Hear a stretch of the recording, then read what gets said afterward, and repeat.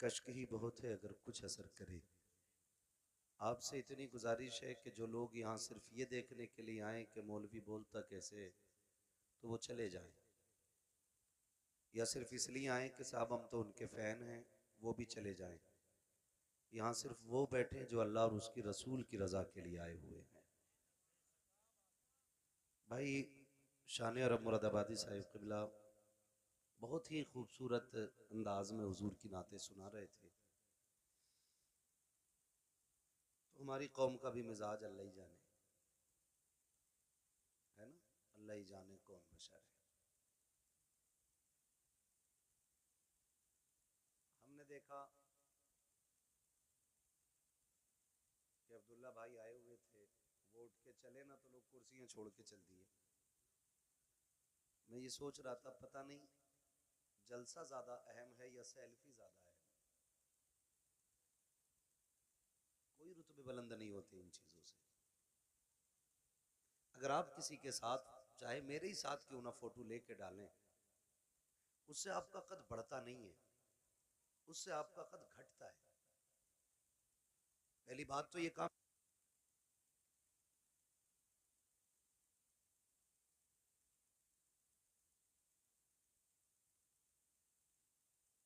तो आपके साथ खड़े होने पे फख्र महसूस करें। ये कौन सी इज्जत की बात है कि आप किसी के कद के बराबर जाके खड़े होके सोचो हमारी इज्जत बढ़ गई। हमें तो ये करना चाहिए कि हमें खुद को इतना बुलंद करना चाहिए। वो डॉक्टर इकबाल ने कहा था, खुद ही को कर बुलंद इतना कि हर तकदीर से पहले खुदा बंदे से खुद पूछे बता तेरी रजा क्या है। रजा क्या है, क्या तो मिजाज थोड़ा सा हमें बदलना पड़ेगा। मैं कई बार ये कह चुका हूं कि भाई ये कैमरे जो है ना, ये हमारे और सामाईन के बीच में नहीं आने चाहिए, लेकिन ये जानबूझ के बीच में आते हैं। मेहरबानी किया करो भाई, एक बार की तुम भी समझ लिया करो जब कह दिया जाए तो। मैं अच्छा नहीं समझता हूँ किसी को जलील करूँ या किसी को रुसवा करूँ, अच्छा नहीं लगता, लेकिन तकलीफ होती है। मैं तकरीर किसके सामने करूँ? मैं इंटरव्यू तो देने नहीं बैठा हूँ, मैं तकरीर करने के लिए बैठा हूँ, और वो फिर दीवार बन जाती है कैमरों की तुम्हारी। तो मेहरबानी करें आप आइंदा के लिए ख्याल रखिएगा। बस अभी जितने लोग मुझे दिख रहे हैं या मैं जिन्हें देख पा रहा हूँ, उनसे मैं कहूँगा जरा कह दें या रसूल अल्लाह। पीछे वाले लोग कतई ऐसे बैठे हैं कि जैसे कबड्डी में आए बैठे हैं। कोई पछाड़ा जाएगा तभी हो होगी। हुजूर की महफिल है भाई, हुजूर की महफिल है। वो कहा था किसी ने, ये बज़्म में है यहाँ कोताह दस्ती में है महरूमी, जो बढ़कर खुद उठा ले हाथ में मीना उसी का है। ये मेरा इलाका जरूर है, लेकिन वो मैं कम नसीब आदमी हूँ कि जो मैं अपने इलाके को भी वक्त ज्यादा नहीं दे पाता हूँ। डॉक्टर साहब किबला और हमारे हज साहब, इन लोगों के कहने की वजह से इनका इसरार हाजिरी हुई है। तो मैं ये समझता हूँ कि अगर ये बुलाने वाले इतने अच्छे हैं तो उम्मीद है सुनने वाले भी अच्छे ही होंगे, है ना। तो अब चूंकि तालीम का दौर है, अब सर ना हिलाएं, जबान हिलाएं। जबान हिला सकते हैं ना, जरा कह दें या रसूल अल्लाह, या रसूल और अल्लाह, जोर से। या रसूल अल्लाह। खुदा सलामत रखे। ये मिलक की सरजमीन है ना, ये लालू वाले की मिलक है। दो मिलक कही है ना, तिगरी वाली भी है, लालू वाले की भी है, तो हमें कंफ्यूजिंग हो जाती है उसमें, पता नहीं कौन सी वाली मिलक में बैठे। लालू वाले की मिलक है ये। खुदा आपको सलामत रखे, और मोहब्बतों का शुक्रिया जिस मोहब्बत से आप आए बैठे हैं। अल्लाह करे कि जितनी देर बैठे ये सोच के बैठे कि हमें कुछ ना कुछ हासिल करना है। यही है आरज़ू, तालीम कुरान आम हो जाए, हर एक परचम से ऊंचा परचम इस्लाम हो जाए। ये इदारे, ये मदरसे, ये उलमा की मेहनतें सिर्फ इसलिए होती हैं ताकि हमारी कोशिशों के सिले में खुदा हर शख्स तक कुरान की तालीम को आम कर दे। और वो लोग भी मुबारकबाद के मुस्तहिक हैं जो लोग इन पढ़ने वालों का ताउन करते हैं, चाहे वो मदरसे की इमारत बनाकर हो, या उस्ताज की तनख्वाह दे करके हो, या कुरान पढ़ने पढ़ाने वालों को खाना खिला करके हो। ये इतनी बड़ी इबादत है कि इसकी कीमत मैदान क़यामत में पता चलेगी। आज जो जमींदार हैं, जो पैसे वाले हैं, जो ठेकेदार हैं, उनका मिजाज थोड़ा सा अलग होता है। वो कहते हैं यार क्या है ये हाफिज जी लोग, क्या है ये मौलाना लोग। जानते हो जहां बैठ के कुरान वाले ने कुरान पढ़ा था ना, अल्लाह क़यामत में उस जमीन की मिट्टी उठवाएगा, वो फरमाएगा ला के अब इसे तराजू में रखो। मालिक क्या होगा? कब इसके बदले में गुनाहगारों को जन्नत अता की जाएगी। इनके कदमों से लगने वाली मिट्टी इतनी बाबरकत होती है, तो अंदाजा लगाइए ये कुरान पढ़ने वाले कितने बाबरकत होंगे, कितनी इज्जतें अल्लाह ने इनको बख्शी हैं। लेकिन हमारा तो मिजाज ही अलग है। और एक बात समझ बैठी है हम लोग के जो होगा देखा जाएगा, देख लेंगे, जो होगा देखा जाएगा, अभी मौज कर लेने दो। वो भाई किसी के बाप में दम नहीं है जो तख्ते लगने के बाद कुछ देख पाए। औकात नहीं है जो कब्र के अंधेरे को उजाले में बदलने की ताकत रखता हो। कब्रिस्तान जाते हैं आप लोग, देखें कब्रिस्तान, गए होंगे कभी कव्वाली सुनना है? अक्सर मेले भी ना कब्रिस्तानों में, भोजपुर में उरस होता, उर्स थोड़ी हो रहे, उरस हो रहा, हाँ, पूरा कब्रिस्तान तमाशों से भरा रहता है। कब्रों पे लोग चढ़े रहते हैं। गैरत आती है यार, हम तो हुजूर के उम्मती हैं, क्या हमें कब्रों के भी एहतराम नहीं रहे? जिस जमीन पे जूते उतार के चलने की इजाजत है, वहां कब्रिस्तान में कब्रों के ऊपर चढ़ बैठे। और कब्रिस्तान में भी कोई तिलावत नहीं है, उलमा बैठे। कब्रिस्तान में तो जोर से कुरान पढ़ने तक की इजाजत नहीं। और वहां कव्वालियां हो रही हैं, तमाशे हो रहे हैं, जूते पहन के गधे घोड़ों की तरह दौड़े जा रहे हैं। मरना नहीं है, आना नहीं है कब्रिस्तान में एक दिन, ख्याल नहीं है कुछ भी हमें। ओ भाई, कब्र वो जगह है जहां सबको आके लेटना है। और किसी की कब्र ऐसी नहीं होगी कि किसी की कब्र में ईंट लग गई और किसी की में सोना लग गया, किसी की में लोहा लग गया। कब्र सारी कच्ची होनी है। तजर्बा ना हो तो कर लेना, कब्रिस्तान जाओगे पता चल जाएगा, हुए नाम वर्बे निशां कैसे कैसे, जमी खा गई आसमां कैसे कैसे। सुभान अल्लाह, सुभान अल्लाह। सभी को मरना है, लेकिन तैयारी कोई नहीं है, कोई तैयारी नहीं। और कई बार तो सीधे मदरसे वालों को लोग गालियां देते, ताने देते, तरह तरह की बातें करते। अगर मस्जिद का इमाम या मौलवी समझाने बैठ जाए ना, तो कहते हैं जी तब चलेंगे जब खुतबा होगा। मौलाना बहुत कड़वा बोलते हैं, खुतबे के टाइम मस्जिद में जाना है। हमारी कौम इतनी बेगैरत हो गई है, हमें खतीब भी वो चाहिए जो यहां बैठ के शेख चुल्ली की हरकतें पूरी अदा करें, जो मिंबरों पे बैठ के तमाशे करें, जिनकी बातों में मजाकें हो। हम इतने बेगैरत होते चले जा रहे हैं। इन महफिलों का मतलब यह होता था, अगर कोई गुनाह का आदी होता था तो महफिलों में आकर के तौबा करके उठा करता था। आज ये मकसद खत्म हो गया।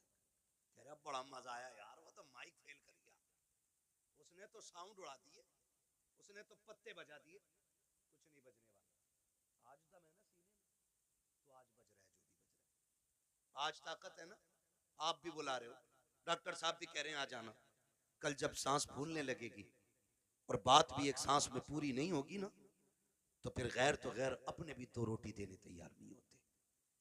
ये दुनिया बड़ी बेवफा है, इसके धोखे में मत रहना। तुम जितना चाहो कमा लो, तुम्हारा कमाया हुआ रखा रह जाएगा, तुम्हारे बाद वाले मौज करेंगे, हिसाब तुम्हें देना पड़ेगा। ये याद रखो, मेरी कमाई का हिसाब मुझे देना है। खाएंगे बच्चे हिसाब में दूंगा, खाएंगे बच्चे हिसाब आप दोगे। तो जिंदगी ऐसी गुजार के जाओ कि जो हिसाब भी आसान हो जाए और कब्र की मंजिलें भी आसान हो जाए। हम किधर चलने लगे, हम किधर? नहीं नहीं जी, मौलवी साहब को हटाओ, इन्होंने तो मेरे जुए के बारे में बात कर दी। ये इमाम नहीं रहेगा, इसने मेरे सट्टे के खिलाफ बात की है। ये इमाम नहीं रहेगा, इसने ढोल के खिलाफ तकरीर की है। मेरा बेटा तो इकलौता ही था ना, मुझे तो आतिशबाजी करनी थी। और यार कई लोग कहते हैं कि शादी एक बार होती है, मैं कहता हूं भाई शादी एक बार होती है तो जिंदगी भी एक ही बार मिलती है। अभी से जैसे चाहो गुजार लो, इसे चाहो तो अल्लाह को राजी करके गुजार लो, और इसे चाहो तो अल्लाह को नाराज करके गुजार लो। माफ कीजिएगा, अगर मैं भी खड़ा कर लूं ना तो 90% नौजवानों को नमाज याद नहीं होगी। 100 में 90 लोगों को नमाज दुरुस्त याद नहीं होगी। ये कंडीशन है हमारी।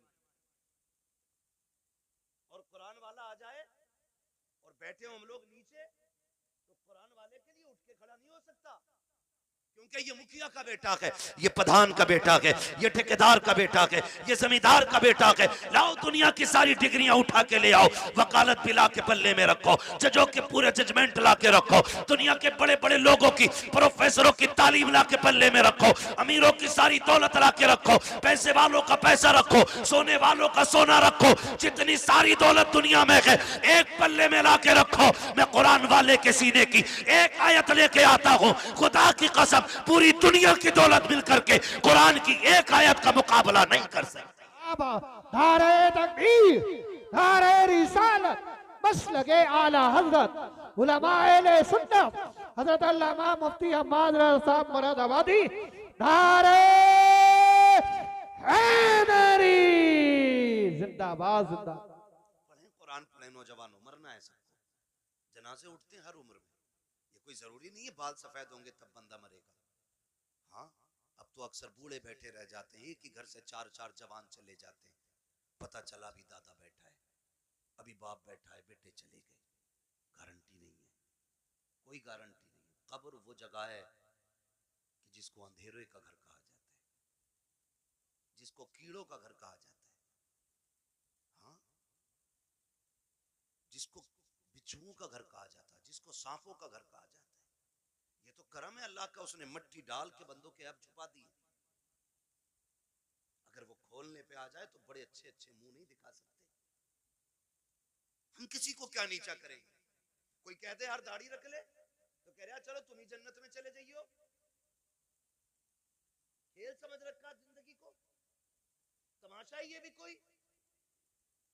यकीन नहीं आता तुम्हें ना, जाओ हॉस्पिटलों में जाके देखो, ऑक्सीजन लगे पड़े मुंह पे, ऑक्सीजन, सांस नहीं ले पा रहे हैं। दौलत जाके पूछना, कोई कहेगा ये करोड़पति लेटा है, कोई कहेगा ये अरबपति लेटा है। अगर दौलत ही सब कुछ होती ना तो मुंह पे ऑक्सीजन नहीं लगता। लेकिन अल्लाह दिखाता है, देख किस अकड़ में रहता था, आज मैंने तुझे सांस सांस के लिए मोहताज कर दिया है। जब जवानी थी, जब ताकत थी ना, तो बोलता था ना, अरे जाओ देख लेंगे, जाओ देखा जाएगा। क्या कब्र में देखेगा? जब सांस फूलती है ना तो पूरी दौलत देख करके बंदा ना एक सांस वापसी की ख्वाब देखता है, तमन्ना करता है। तुम नहीं जानते हो, खुदा की कसम तारीख पढ़ करके देखो, बड़े बड़े दौलत वालों को देखो, आज अकड़ आ गई है, 4 पैसे आ जाते हैं फिर 3 कुछ नहीं है। जितने बड़े दौलत वाला उतना बड़ा अय्याश बना बैठा है, जितना बड़ा अमीन है उतना बड़ा चैलेंज कर रहा है, जिसके पास दौलत कसरत से है उतनी बेगैरती के साथ जिंदगी गुजारता जा रहा है। हमारी कौम का हुआ क्या है, ताशों में हम लग गए, ढोलों में हम लग गए, तमाशे हमसे आबाद हैं, मस्जिदें हमने वीरान कर रखी हैं। क्या जवाब खुदा को जाके दोगे? मुझे बताओ तो सही, जिसकी नाफरमानी करते हो उसके एहसानात याद हैं कि नहीं? तू सो के नहीं उठता है, खुदा नाश्ता पहले दे देता है। तू इबादत एक वक्त की नहीं करता, दोपहर का खाना खुदा देता है। तुझे जोहर असर का याद ख्याल नहीं आता, मगरिब का सजदा तूने नहीं किया, शाम का खाना उसने दे दिया है, ईशा की पढ़े बगैर तू तो सो गया था। तुझे तो कपड़ों का होश नहीं, तुझे तो बदन का होश नहीं। वो कैसा मालिक के कुल है,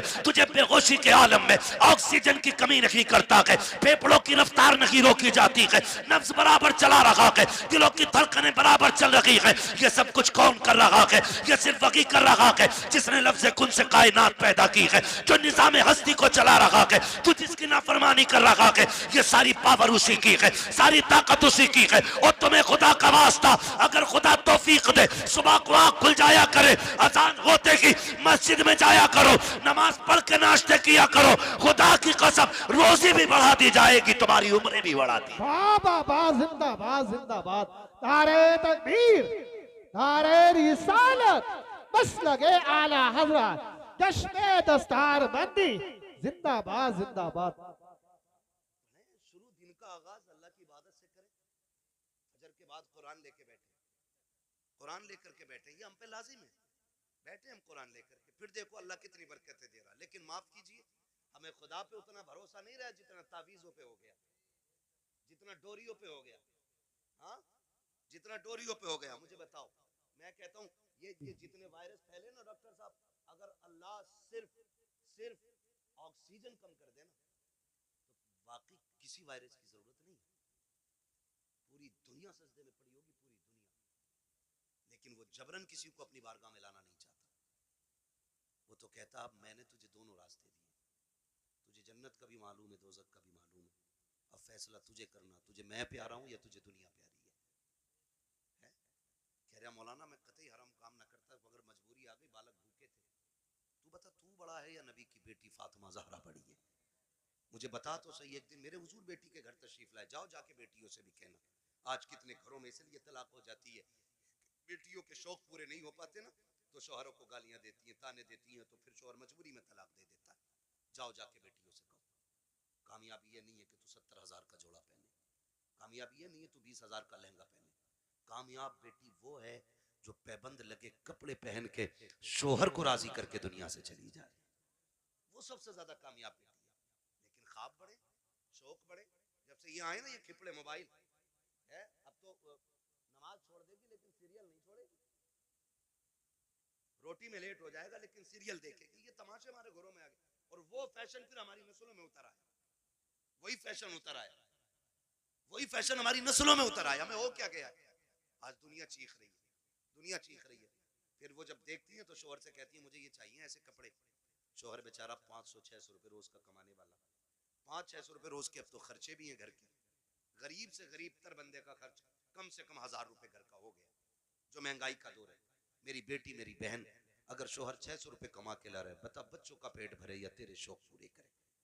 खुदारा इन शौकों का गला घोटो, जिंदगी इसका नाम नहीं है। एक दिन मेरे हुजूर बेटी के घर तशरीफ लाए, जब बेटी के घर तशरीफ लाए दरवाजे पे दस्तक दी, आवाज आई मन दक्कल बाब, दरवाजा किसने बजाया? हुजूर फरमाते हैं अना मोहम्मद रसूलुल्लाह, बेटी मैं तुम्हारा वालिद आया हूँ।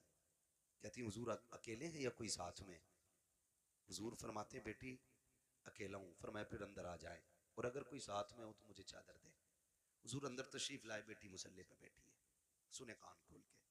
जब अंदर आए बेटी मुसल्ले पे बैठी है, हुजूर के इस्तकबाल में उठ के खड़ी हुई, कदम कांप गए, कदम काट गए। मैं किसकी बात कर रहा हूँ? खातून जन्नत, जिनको जन्नती औरतों की मलका बनाया गया है, हाँ, जिनकी सरदारी का वादा मेरे हुजूर ने ले लिया, मैं उनकी बात कर रहा हूँ। आज के घर की बात नहीं, आज कोई मौलवी की बेटी, कोई किसान की, कोई प्रधान की, कोई जमींदार की, कोई चौकीदार की, आज मुस्तफा की बेटी नहीं है। लेकिन मिजाज फिर भी आज के देखिए, और कल की बात देखिए, खड़ी हुई मुसल्ले पे। हुजूर फरमाते हैं फातिमा ये बात क्यों कही? कोई हो तो चादर दे दे, और ना हो तो अंदर आ जाए। कहती हैं अब बाबा जो दुपट्टा मैंने ओढ़ रखा है ना, इसके पैबंद खुल गए हैं, कोई और होता तो मैं इसके ऊपर से आपकी चादर डालती, लेकिन बाप है और बाप बेटी का पर्दा क्या। जब आए ना तो बेटी कांपी, गिरने लगी, हुजूर ने बेटी को संभाला। फरमाते फातिमा खैर तो है? कहती या रसूलल्लाह फाकों से कमजोरी इतनी आ गई है कि खड़ा नहीं हुआ जाता। हुजूर की आंखों में आंसू आ गए। फातिमा क्या चाहती है? महबूब बेटी तेरी और इतने फाके? मेरे नबी ने फरमाया बेटी मुसल्ले का कोना हटा। जब कोना हटाया ना तो मुसल्ले के नीचे हीरे जवाहरात का दरिया था। आका फरमाते बेटी जितने चाहे भर ले, मगर याद रखना या तो दुनिया ले लो या आखिरत ले लो। खातून जन्नत ने वही कोना छोड़ दिया। कहती आका फातिमा की पूरी जिंदगी खुदा के लिए गुजरी है, मुझे इस दौलत की कोई जरूरत नहीं है। आज हुआ क्या है हमें, आज हुआ क्या है? बात बात पे बेटियां तलाक मांगने लगती है, चल चल तेरे घर में सुख नहीं पाया, तेरे घर में सुकून नहीं पाया। और जब लड़ाइयां होती है ना तो फिर ये भी फोन करके कहते आऊं क्या बेटी? वो कहती आओ अब्बा जरा देखियो ही ना आके। सुनो, शादी के बाद औरत के हक में सबसे ज्यादा ताकतवर उसका शौहर होता है, बाप चाहे करोड़पति क्यों ना हो। शौहर से ज्यादा ताकतवर कोई नहीं उसके लिए। आपके पास दौलत है, आप गए आपने जाके तमंचा कान पे रख दिया, लेकिन शौहर 3 बार कहेगा तलाक तलाक तलाक, पूरा खेल खत्म, सिस्टम खत्म। अब आप कुछ नहीं कर सकते, मार सकते हो लेकिन बेटी को जिंदगी नहीं लौटा के दे सकते, जो इज्जत गई है वो नहीं लौटा के दे सकते। आपसे भी थोड़ी सी गुजारिश है, मियां बीवी के झगड़े हुआ करे तो उड़ के न जाया करो, उड़ के न जाया करो। क्या कर बेटी गलती तेरी है तो राजी तू कर, और गलती शोहर की है तो फिर हम बाद में बात कर लेंगे। गरम गुस्से पे ना जाओ। नुकसान किस चीज का हो रहा है? झगड़े पहले भी होते थे और आज भी हो रहे हैं, लेकिन फर्क इतना, पहले झगड़े होते थे और बीवी घर जाते जाते 8 दिन लग जाते थे, गुस्सा ठंडा हो जाता, और आज तो औरतें भी इतनी चला के पहले फोन लगा लिया, फिर कह रही है आदमी से, बताओ क्या कह रहे थे तुम, फोन चालू है, मेरे बाप को क्या कह रहे थे, तो वो उसे क्या मालूम फोन लगा हुआ, वो कह रहे तेरे बाप को भी देख लूंगा मैं, वो सुन रहा है, अभी झगड़ा खत्म नहीं हुआ, गाड़ी दरवाजे पे, क्या कह रहा भाई देख के दिखा, आए गिरबान पकड़ लिया, बस इतनी गुस्सा का पीता हो गई तलाक, मरो अब जा करके। और ये तलाक कराने वाले खुद अपनी बेटी को इज्जत के टुकड़े नहीं दे पाते। कई बेटियों की ये शिकायतें हमने सुनी है कि जब शोहर से झगड़ा हुआ सारे हमदर्द बन के गए थे, लेकिन आज 6 महीने हो गए हैं, कभी बाप कह देता बेटी दवा का पैसा नहीं है, कभी भाई कह देता बाद में सुनी जाएगी, कहती मौलाना अब क्या किया जाए, मेरे भाई मेरी बहनों मेरी बेटियों, आप मौलवी कुछ नहीं कर सकता है, जो भी करना था तुम्ही को करना था, तुम्हें मुस्तफा का अखलाक हासिल करना था, आका करीम का किरदार सीखना था, जिंदगी कैसे चलती है ये तुम्हें सीरियल नहीं बताएंगे, सीरियल घंटे 2 घंटे के होते हैं, जिंदगी 60 साल की होती है, इसे सीखने के लिए मुस्तफा की 63 साल जिंदगी पढ़ना पड़ेगी, आका का किरदार सीखना पड़ेगा, 60-70 साल की जिंदगी के लिए मुस्तफा को समझना पड़ेगा। याद रखिएगा जो मुस्तफा की जिंदगी के मुताबिक जिंदगी गुजारते हैं उनकी दुनिया भी बेहतर हो जाती है, आखिरत भी बेहतर हो जाती है। बाबा जिंदाबाद जिंदाबाद, नारे तकबीर, नारे रिसालत जिंदाबाद। कोशिश करें हुजूर की जिंदगी सीखें, लेकिन दिल के फपोले जल उठे सीने के दाग से, इस घर को आग लग गई घर के चिराग से। माफ कीजिएगा, हमारी कौम को जितना शौक नाचने और कूदने का है ना, उतना अल्लाह रसूल की बातों का शौक नहीं है, उतना शौक नहीं है। हमारे इलाके में अक्सर 2-4 जगहें ऐसी हैं जहाँ पे ढोल दबंगर तमाशे सब कुछ हो रहे हैं। क्यों क्यों हो रहे हैं? क्या ये जायज है? मुझे जरा दिल पे हाथ रख के बताओ। मजार बना है ये मेरे सामने, दिख रहा है मुझे मजार है, ये जो अल्लाह वालों के मजार बने ये क्यों बने? क्या ये तमाशे करते थे? इनके गलों में ढोलक लटकी रहती थी? मजार उनके बने हैं जिन्होंने रातें भी जाग के गुजारी हैं, दिन रोजों में गुजारे हैं। इबादत करने वालों के मजार बने और उनके मजार पे पक्के पक्के शराबी बेनमाजी आते हैं। एक की दाढ़ी नहीं होती और कह रहा मुझे चढ़ गया चिश्ती रंग रंग। ये रंग है चिश्ती? एक वक्त मस्जिद में जाने की तौफीक नहीं, वो कह रहा है मुझे चढ़ गया चिश्ती रंग रंग। ये चिश्ती रंग है? ये शैतानी रंग है तुम्हारा, ये इब्लीसी रंग है। रंग चढ़ा था अबू बकर पे, रंग चढ़ा था मेरे नबी का उमर पे, रंग चढ़ा था उस्मान गनी पे, रंग चढ़ा था मौला अली पे। बाबा बाबा जिंदाबाद। इन लोगों पे रंग चढ़े, ये लोग हैं अल्लाह वाले। आज तमाशे माफ कीजिए, हाथ जोड़ के कह रहा हूं, बुरी लगे लगे, मैं आईना हूं दिखाऊंगा दाग चेहरे के, जिसे खराब लगे सामने से हट जाए। मैं चापलूसी करके डॉक्टर साहब ने बुलाया, साहब के हुक्म था, कारी साहब किबला की मेहनत है, तो मैं इसलिए नहीं आया हूं तुम्हारी चापलूसी करके पैसा बटोर के निकल लूं। इतना कड़वा बोल के जाऊंगा कि आखिरी सांस तक याद रखोगे। हाँ, आखिरी सांस तक याद रखोगे, इतना कड़वा बोलूंगा, इसलिए कि फ्री की जन्नत मेरी झोली में नहीं। मुझे पता जन्नत सस्ती होती तो हुसैन करबला में 72 साल न कटवाता। जन्नत इतनी सस्ती होती तो बिलाल कभी खाल अंगारे और कोयलों से न जलवाते। जन्नत मुश्किल थी ना, तभी तो अंगारों पे जलाए गए। सुहैब रूमी जैसे लोग, हुजूर के ऐसे आशिक, खुदा की कसम तारीख पढ़ो आज भी कलेजे कांपते। क्या किया हमने दीन के लिए? क्या किया? हाँ, होता क्या, पूरा सा आ गया बाबा का चंदा दे दो।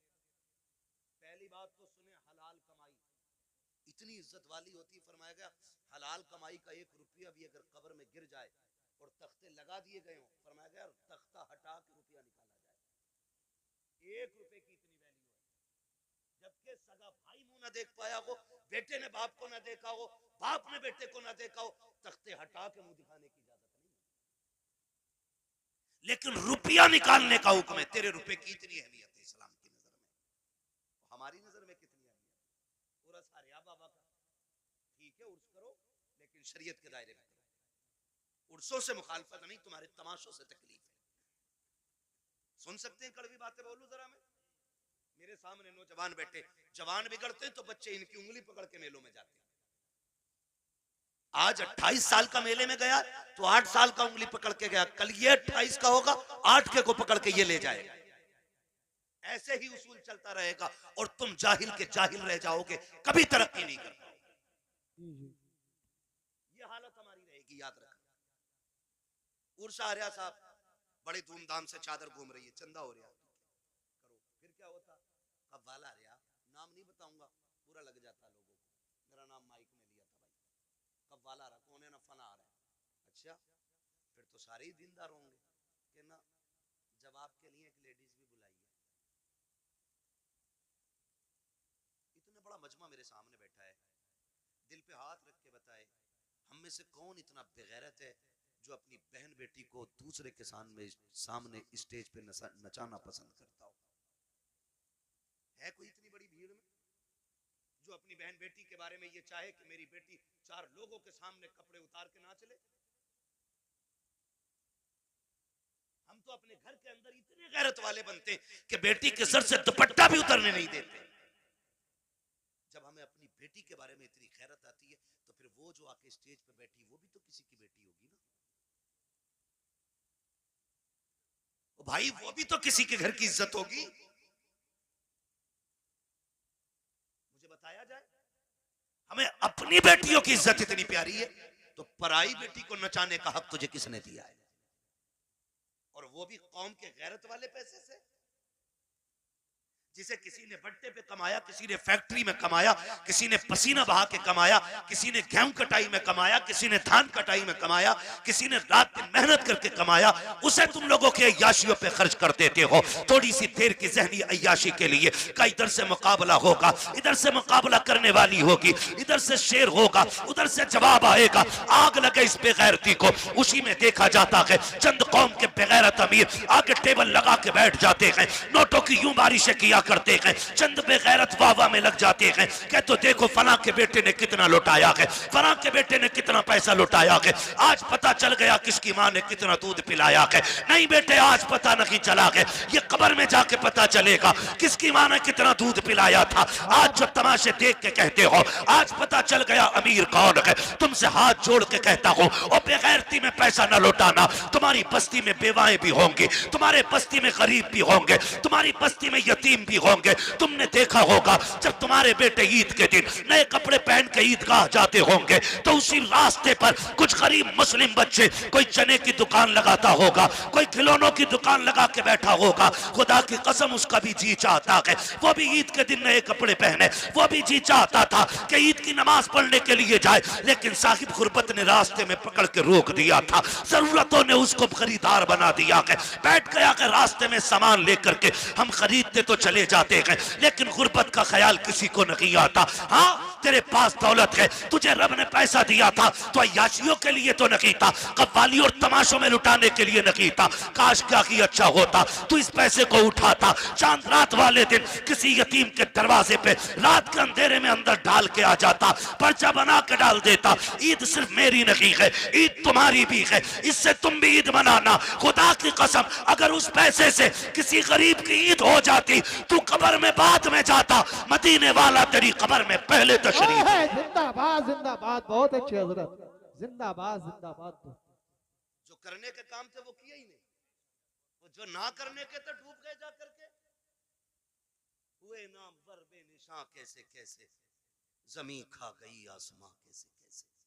अल्लाह ने तुम्हें दौलत दी है ना, खर्च करने से कौन रोकता है? लगाओ, लेकिन वहां जहां लगाने की जगह, जहां खर्च करने की जगह हमारे कमाई मेहनत की है तो हम क्यों हराम काम में लगाएं जिसका नतीजा कुछ ना हो। यार, मैंने किसी किसान को ढेला के धार में आज तक गेहूं बखेरते हुए नहीं देखा। क्यों नहीं बखेरता भाई? इसलिए कि इसमें बखेरूंगा तो मिलेगा क्या? सारे ही बह जाएगा। एक पक्की जमीन में 6 बार हल चला के दाना डालता है, सिर्फ इस उम्मीद पे कि इससे गेहूं उग के आएगा, एक के बदले में 7 वाले मिलेंगी, हर बाल में 70 दाने मिलेंगे। हम किसान से ताल्लुक रखने वाले लोग तो हम तो दाना भी बेकार जगह नहीं डालते। जब दाना बेकार जगह नहीं डालते तो आप पैसा बेकार जगह कैसे डाल सकते हैं? पैसा बेकार जगह कैसे डाल सकते हैं? अल्लाह ने दौलत दी है ना, तो तालीम पे लगाओ, इल्म पे लगाओ, कुरान वालों पे लगाओ। आप पैसे वाले किसी गरीब की तालीम में मदद करें। हम सबसे फिड्डी कौम है तालीमी एतबार से, पूरे मुल्क में सबसे निचले तबके में हम इस वक्त तालीमी एतबार से गवार हैं। इतने गवार डॉक्टर साहब, अक्सर निकलना होता है, हम लोग तो रातों के मुसाफिर और अक्सर कहते हैं उजाले अपनी यादों के हमारे साथ रहने दो, न जाने किस गली में जिंदगी की शाम हो जाए, है ना। जिंदगी मौत, मौत बहुत तेजी से हमारी तरफ बढ़ रही है, बहुत तेजी से। वो बहुत दूर नहीं है, बहुत तेजी से, बस इशारे की देर है, बस यूं ही पकड़ लिए जाओगे, हिलने का मौका नहीं मिलेगा। कई बार डॉक्टर साहब इस बात का जिक्र करते हैं, मुझसे कहने लगे मुफ्ती साहब मैंने देखा, कई बार लगता है डॉक्टरों को कि यार ये क्या 2 खुराक में ठीक हो जाएगा, लेकिन वो मर जाता है। वो कई बार ऐसे मरीज हमारे पास आते हैं कि लोग कह देते हैं बचेगा नहीं, लेकिन फिर भी बच जाता। कहते हैं तब पता चलता है जिंदगी देने वाला भी अल्लाह है और मौत देने वाला भी अल्लाह है। सारी चीज का मालिक अल्लाह है। मेरे अजीज, मैं आपसे बात अर्ज कर रहा हूँ, जब कभी रातों में गुजरना होता है ना, तो जिस कौम के अंदर, जिस बस्ती के अंदर 9 बजे सारे सो जाते हैं तो हम समझ जाते हैं यहाँ मुसलमान नहीं है, और जहाँ 12 बजे तक चौक में लोग बैठ के मोबाइल चलाते हैं हम समझ जाते हैं यहाँ मुसलमान रहते हैं। क्योंकि वक्त की सबसे बड़ी बर्बादी अगर कोई कौम कर रही है तो वो मुसलमान कर रहा है। हमें अपने वक्त की कीमत मालूम नहीं, हमें अपने वक्त की कदर मालूम नहीं। नौजवानों, वक्त की कदर करो, वक्त को गनीमत जानो। कल ये चला जाएगा ना, एड़ियां रगड़ के मर जाएंगे, एक सांस कोई उधार नहीं देगा। सिकंदर नाम सुना होगा, एक बादशाह गुजरा, नाम सुना ना सिकंदर का, बड़े बादशाहों में नाम आता सिकंदर का। सिकंदर अपनी मुहिम पर था और रास्ते में, सफर में उसे सांप ने काट लिया। जब सांप ने उसे काटा ना, तो उसकी फौज में तबीब थे, बड़े बड़े हकीम थे, सारे इलाज में लग गए।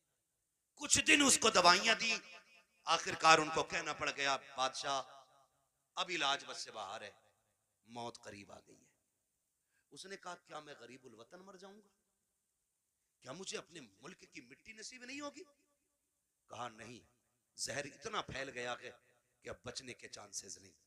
उसने कहा मेरे पास दौलत तो बहुत है, एक काम करो मेरी आधी दौलत ले लो और किसी से इतनी सांसें मुझे उधार दिलवा दो कि मैं अपने वतन में जाके मर सकूं। इतनी सांसें उधार दिलवा दो कि मैं अपने मुल्क में जाके मर सकूं। हंसे हकीम, कहने लगे डॉक्टर ऐसा कभी नहीं हो सकता। कहा क्यों? कि इसलिए नहीं हो सकता क्योंकि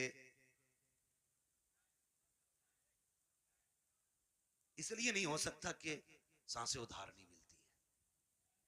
उसने कहा अगर आधी दौलत से काम नहीं चल रहा है ना,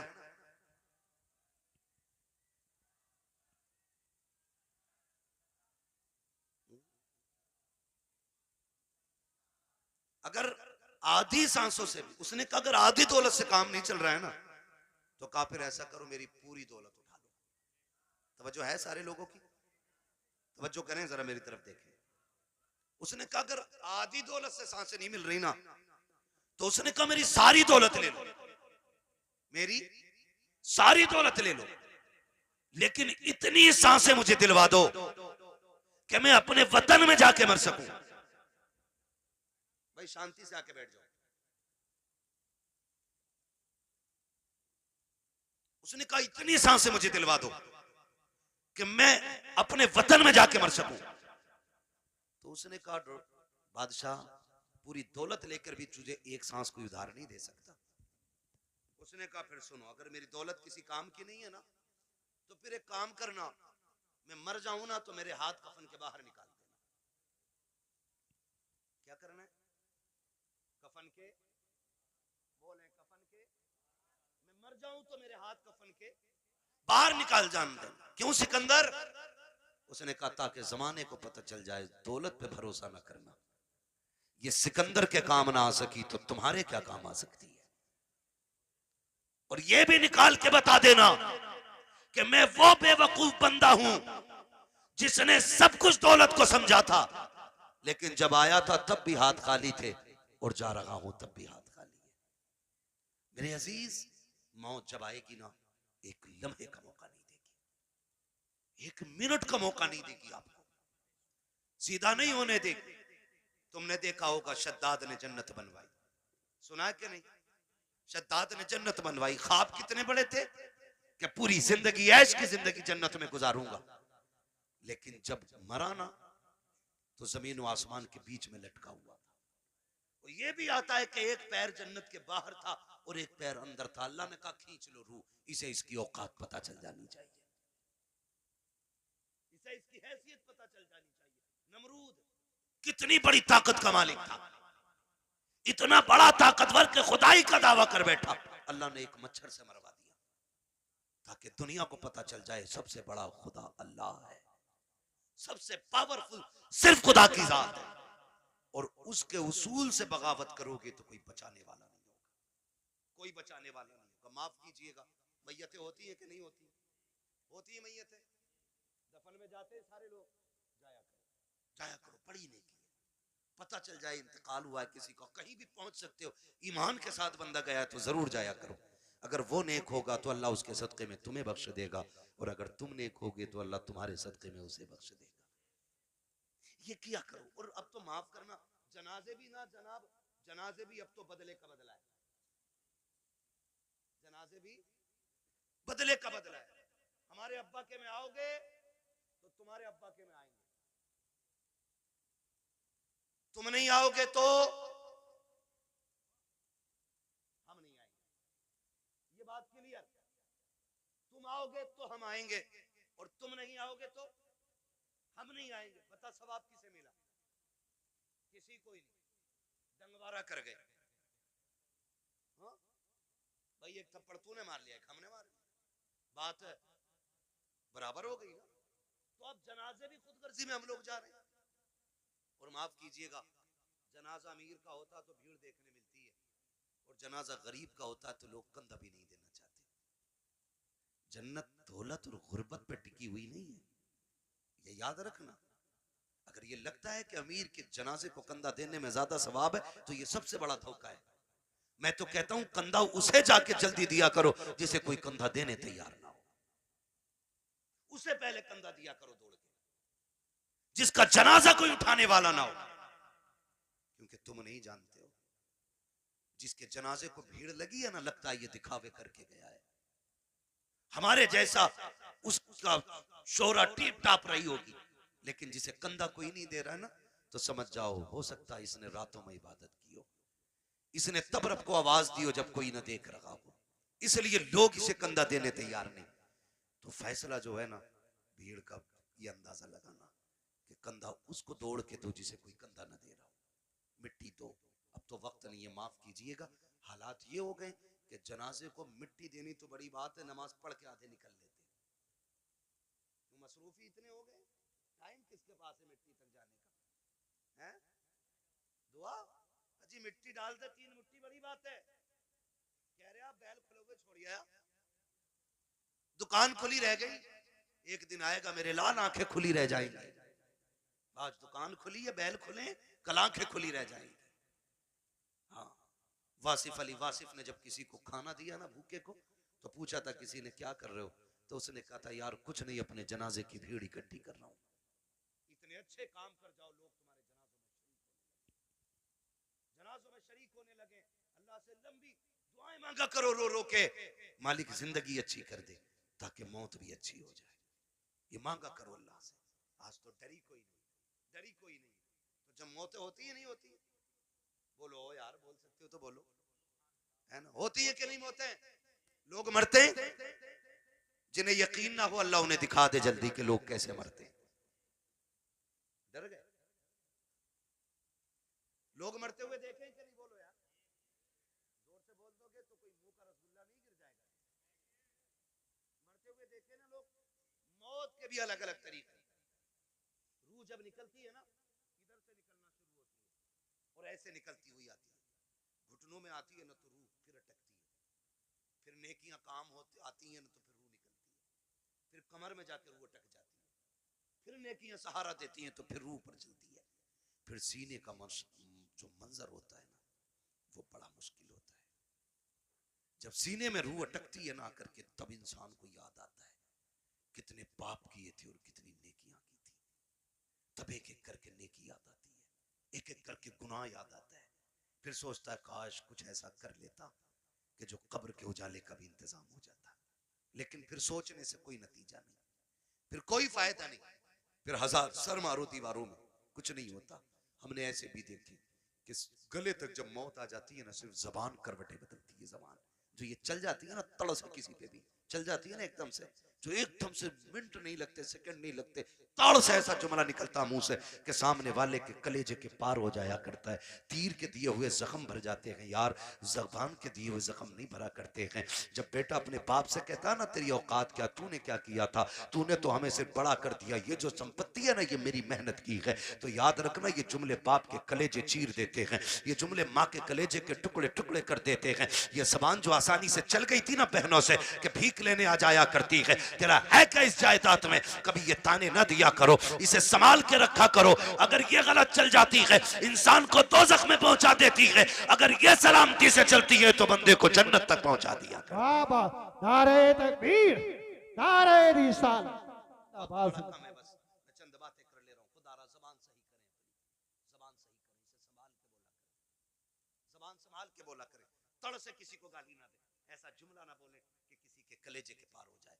वरना याद रख, ये कब्र पे खड़े होकर जो बेटा कहता है ना बाद में, मेरे अब्बा को किसी को मेरे अब्बा से तकलीफ पहुंची हो तो माफी मैं मांग रहा हूँ, आज इसकी माफी से कुछ नहीं होना है, कुछ नहीं होना। मेरे अब्बा पे किसी का कुछ हो तो ले लेना। ये वो बेटा कह रहा है जो बाप की कब्जा की हुई आधा बीघा जमीन पे एक्स्ट्रा खुद भी हल चला रहा है, खाली कब्र पे होकर खड़े होकर सफाई दे रहा, सफाई। अगर इसके मन में देने की होती ना, पहले वो वाली बांट के आता जो अब्बा ने हराम की छीनी थी।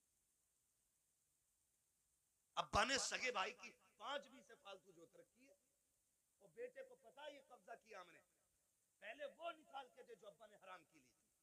बेटे से को वाली देखे ना, ये तो अब्बा ही हिसाब देंगे। तो कब्र पे खड़े होके अच्छा ना बना। अब सांस बंद हो गई, रजिस्टर बंद, अब तो कब्र जाने और कब्र वाला जाने। अब आया है ना अंदर, जमीन कहेगी आज तेल निकालूंगी।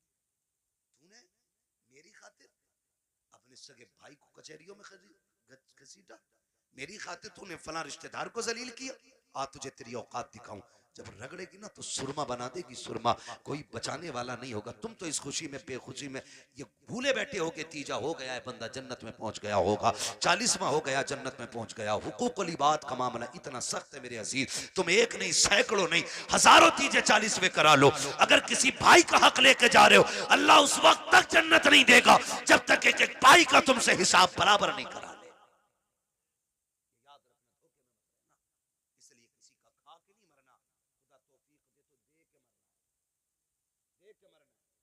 किसी का नहीं होता है बेटे, 40वें के बाद कब्र तक भूल जाते अब्बा दफन कहाँ हुए थे। ईद के दिन जाके कह रहा चचा तुम्हें तो पता होगा अब्बा किस कोने में रखे गए थे। ये पूछ रही है औलाद आज की, ये पूछ रही है आज के दौर में अगर कब्रों को निशान भूल गए हम, तो क्या लगता आने वाली नस्लों को हमारी कब्रें याद रहेंगे? उन्हें तो कब्रिस्तान तक याद नहीं रहेंगे हैं किधर। इसलिए खुदारा आखिरत की तैयारी खुद से करें, अपने आप से करें, अपने पीछे कुरान पढ़ने वाले छोड़ दें, अपने पीछे कुरान पढ़ने वाले छोड़ दें। हम तो कह देते हैं कोई बात नहीं, मेरा इंतकाल हो मेरे बच्चे कहेंगे मदरसे से बच्चे भेज दिए, ठीक है, बरकत वाली जमात है, नेक जमात है। लेकिन ये बात बताओ, पढ़ने में खुलूस इनके उतना ही होगा जितना बेटे के पढ़ने में खुलूस होगा? हो सकता है कभी नहीं होगा ना, क्योंकि बाप का दर्द बेटे को ज्यादा है, बेटे का दर्द बाप को ज्यादा है।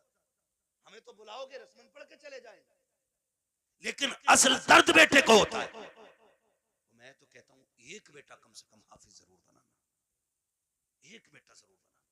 अगर बना ना सके हो ना तो कोई पढ़ रहा हो तो पढ़ने में उसकी मदद करना। कोई कुरान हाफिज हो रहा है ना तो उसके हिफ्ज में मदद करें। आपका बेटे बड़े हो गए, आप नहीं पढ़ पाए, आपके बेटे नहीं पढ़ पाए, तो जो पढ़ रहे हैं आप उनकी मदद करें। जानते हो क्यों? क्योंकि जहां भी ये पढ़ने वाला कुरान पढ़ेगा अल्लाह एक एक हर्फ के बदले में 10-10 नेकियां तेरी कब्र में भी नाजिल फरमाता रहेगा। इतना बड़ा इंतजाम, इतना बड़ा इंतजाम। मैं अर्ज करूंगा खुदारा पढ़ने वालों से भी और पढ़ाने वालों से भी आपसे गुजारिश है, जब आपके बच्चे हाफिज हो जाए ना तो फिर उनसे कह देना हमने तुझे कुरान के लिए छोड़ रखा है, कुरान के लिए तुझे छोड़ सकता है और कुरान तेरे लिए है। पूरी जिंदगी तुझे कुरान पढ़ना है, हमारा काम ना कर, खेती हम कर लेंगे, जमीनें हम जोत लेंगे, मेहनत हम कर लेंगे, लेकिन तुझे कुरान याद रखना है। अब्बा क्यों? अब्बा क्यों? कहा मैंने तुझे दुनिया के लिए कुरान नहीं दिया, मैंने तुझे कब्र के लिए कुरान दिया है, मैंने तुझे कब्र के लिए कुरान दिया है। कब्र अंधेरों का घर है, बड़ी बेवफा दुनिया है। आप ना बेटे को करोड़ों रुपए दे दे, मरने के बाद 50,000 नहीं देगा मस्जिद में, वो ये सोचता है ये पैसा जो अब्बा का बचा है ये माले गनीमत है। भाई भाई का गला काट देते एक दूसरे का, सिर्फ 10,000 के लिए, 5,000 के लिए बंटवारे में गोली चल जाती है। क्यों? भाई बाप की दौलत थी, जिस पे झगड़ा था उसका कुछ हिस्सा उठा के खुदा की घर में दे दो। भाई वो इतना करके गया ना तुम्हारे लिए, उसके लिए भी कुछ राहत का सामान बने। लेकिन कह रहा क्यों दे, उन्हें उनके अब्बा से मिली थी, हमें हमारे अब्बा से मिली है। क्योंकि अब्बा खुद नहीं देता था मस्जिद में, कभी अब्बा ने खुद नहीं लगाया कभी दीन के लिए पैसा, तो औलाद कहां से लगाएगी? आदत डालें, अपने बच्चों के हाथ से दीन की राह में खर्च कराया करो, ताकि बच्चे देने के आदी बन जाए, देने के आदी बन जाए। मरते टाइम बंदे को 3 फिक्रें सताती हैं। कितनी?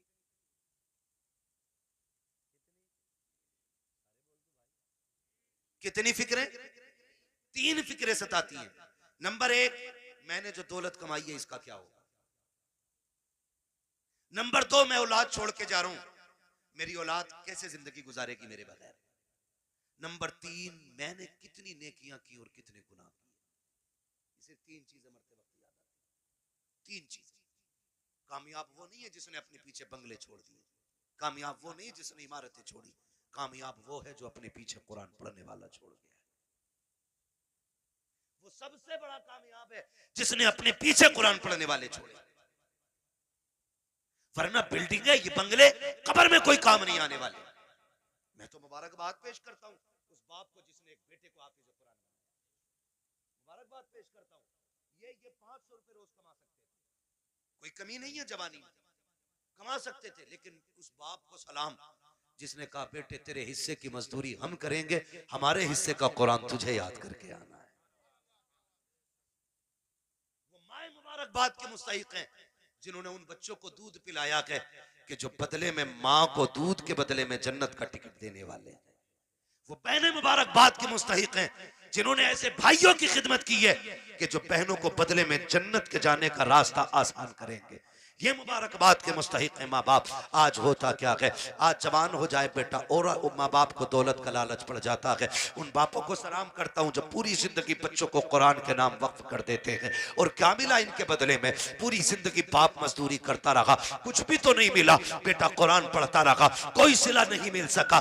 बस किस दिन के इंतजार में, काश मैं मरूंगा तो इसका कुरान काम आएगा, ये बेटा काम आएगा। बेटों से भी गुजारिश है, सुनो भाइयों, अगर रब ने तुम्हें कुरान की दौलत है, बाप ने मेहनत मजदूरी करके तुम्हें कुरान का कारी बनाया है, तो मेरी बात कान खोल करके सुन लेना। जब दुनिया बाप के जनाजे में जा रही हो, तुम भी जनाजे में जा रहे होगे, लोग आखिरी तख्ता दे करके बड़ी तेजी से मिट्टी डाल के लौट आएंगे। कोई कहता कि गर्मी ज्यादा है, खड़ा नहीं हुआ जाता है, कोई कहेगा सर्दी ज्यादा है, ठंड लग रही है, ये कह के लोग पलट आएंगे। कब्र में तुम्हारा बाप अकेला रह जाएगा। तो तुम्हें खुदा का वास्ता, एक कुरान पढ़ने वालों, तुम्हें उठ के नहीं आना है। जब सारे चले जाएं, तुझे बाप की कब्र पे बैठना है और कहना है अब्बा पूरी जिंदगी तूने कुरान पढ़ाया, खुद मजदूरियां करता रहा, मेरे हिस्से के धक्के तूने खाए हैं, मेरे हिस्से की गालियां तूने सुनी है, कभी चैन से सो ना सका, रात को ओवर टाइम ड्यूटी इसलिए करता रहा ताकि मैं कुरान ठीक से पढ़ सकूं। मैं कुरान का कारी बन गया, फिर भी तुझे जरूरत मजदूरी के अड्डों पे ले जाती रही, तुझे फिर कुरान पढ़ने की मोहलत ना मिली, मुझे मदरसों ने फुर्सत ना दी, तुझे जरूरत बाजार ले गई, तू मजदूरियां करता रहा। जो कुरान तूने पढ़ाया था, एक बार बैठ के पूरा कुरान न सुन सका। अपने बाप की कब्र पे बैठना और कहना अब्बा आज तू भी फुर्सत से है, मैं भी फुर्सत से हूं। जब दुनिया बिरयानी के लिए लड़ रही हो, तुम अपने बाप की कब्र पे बैठ जाना, अलहम्द के अलिफ से लेके वन्नास की सीन तक पूरा कुरान पढ़ के उठना। अब्बा से कहना अब्बा आज मैंने तेरी मेहनत का हक अदा किया है, कसम खा के कहता हूं इधर कुरान की तिलावत मुकम्मल होगी, उधर कब्र में खुदा की रहमतों का नुज़ूल होना शुरू। नारे तकबीर, नारे रिसालत, मसलके आला हजरत उलमाए सुन्नत ख्वाजा का हिंदुस्तान मिलक्का सुन्नी मुसलमान हजरत अल्लामा मुफ्ती अब्बास साई किबला जिंदाबाद जिंदाबाद। करेंगे इंशाल्लाह, पढ़ाएंगे बच्चों को कुरान, वादा करें इंशाल्लाह। कितना है मैं कुरान, लोग समझते नहीं, लोग समझते नहीं है। मैं अभी 10 मिनट और हैं, कहें तो मैं थोड़ी कड़वी बात और कह दूं। पहले वादा करो इंशाल्लाह कुरान से प्यार करेंगे, बच्चों को पढ़ाएंगे इंशाल्लाह। अगर हम पढ़ने और पढ़ाने के लायक नहीं तो पढ़ने वालों की इज्जत करेंगे इंशाल्लाह, करेंगे इंशाल्लाह। कुरान कितना अहम है, बस चंद बातें और सुन, 11:15 हो गए। तवज्जो करें। उम्र, हर जिंदगी की, हर शख्स की जिंदगी के 3 मरहले, अगर अल्लाह लंबी उम्र दे तो। सुबह, दोपहर, शाम। सुबह बचपन, दोपहर, बोले बड़े अच्छे लोग हैं माशाल्लाह, अगर हमारे इलाके के लोग अच्छे नहीं होंगे तो फिर किसके इलाके के लोग अच्छे होंगे? समझ गए? सुबह, सुबह, सुबह, दोपहर, शाम। क्या बात है, ये 3 होते हैं। इतना याद हो गया ना? सुबह बचपन होता है, दोपहर जवानी होती है और शाम बुढ़ापा होता है। सुबह के बाद उम्मीद होती है दोपहर आए, दोपहर के बाद उम्मीद होती है शाम आएगी, लेकिन शाम के बाद उजाले का फिर कोई पहर नहीं होता, फिर आगे रात ही रात, फिर जो सूरज निकलेगा एक नई जिंदगी का आगाज होगा, नया दिन यानी कि नई नस्ल, फिर वो एक नई नस्ल का आगाज होगा। आप जानते हो बचपन इतना खूबसूरत होता है कि कब गुजर गया पता ही नहीं चलता, और लोग आखिरी सांस तक कहते हैं काश बचपन फिर से लौट आता। बचपन इसलिए भी खूबसूरत होता है क्योंकि जिम्मेदार बाप होता है। यही क्लियर है ना?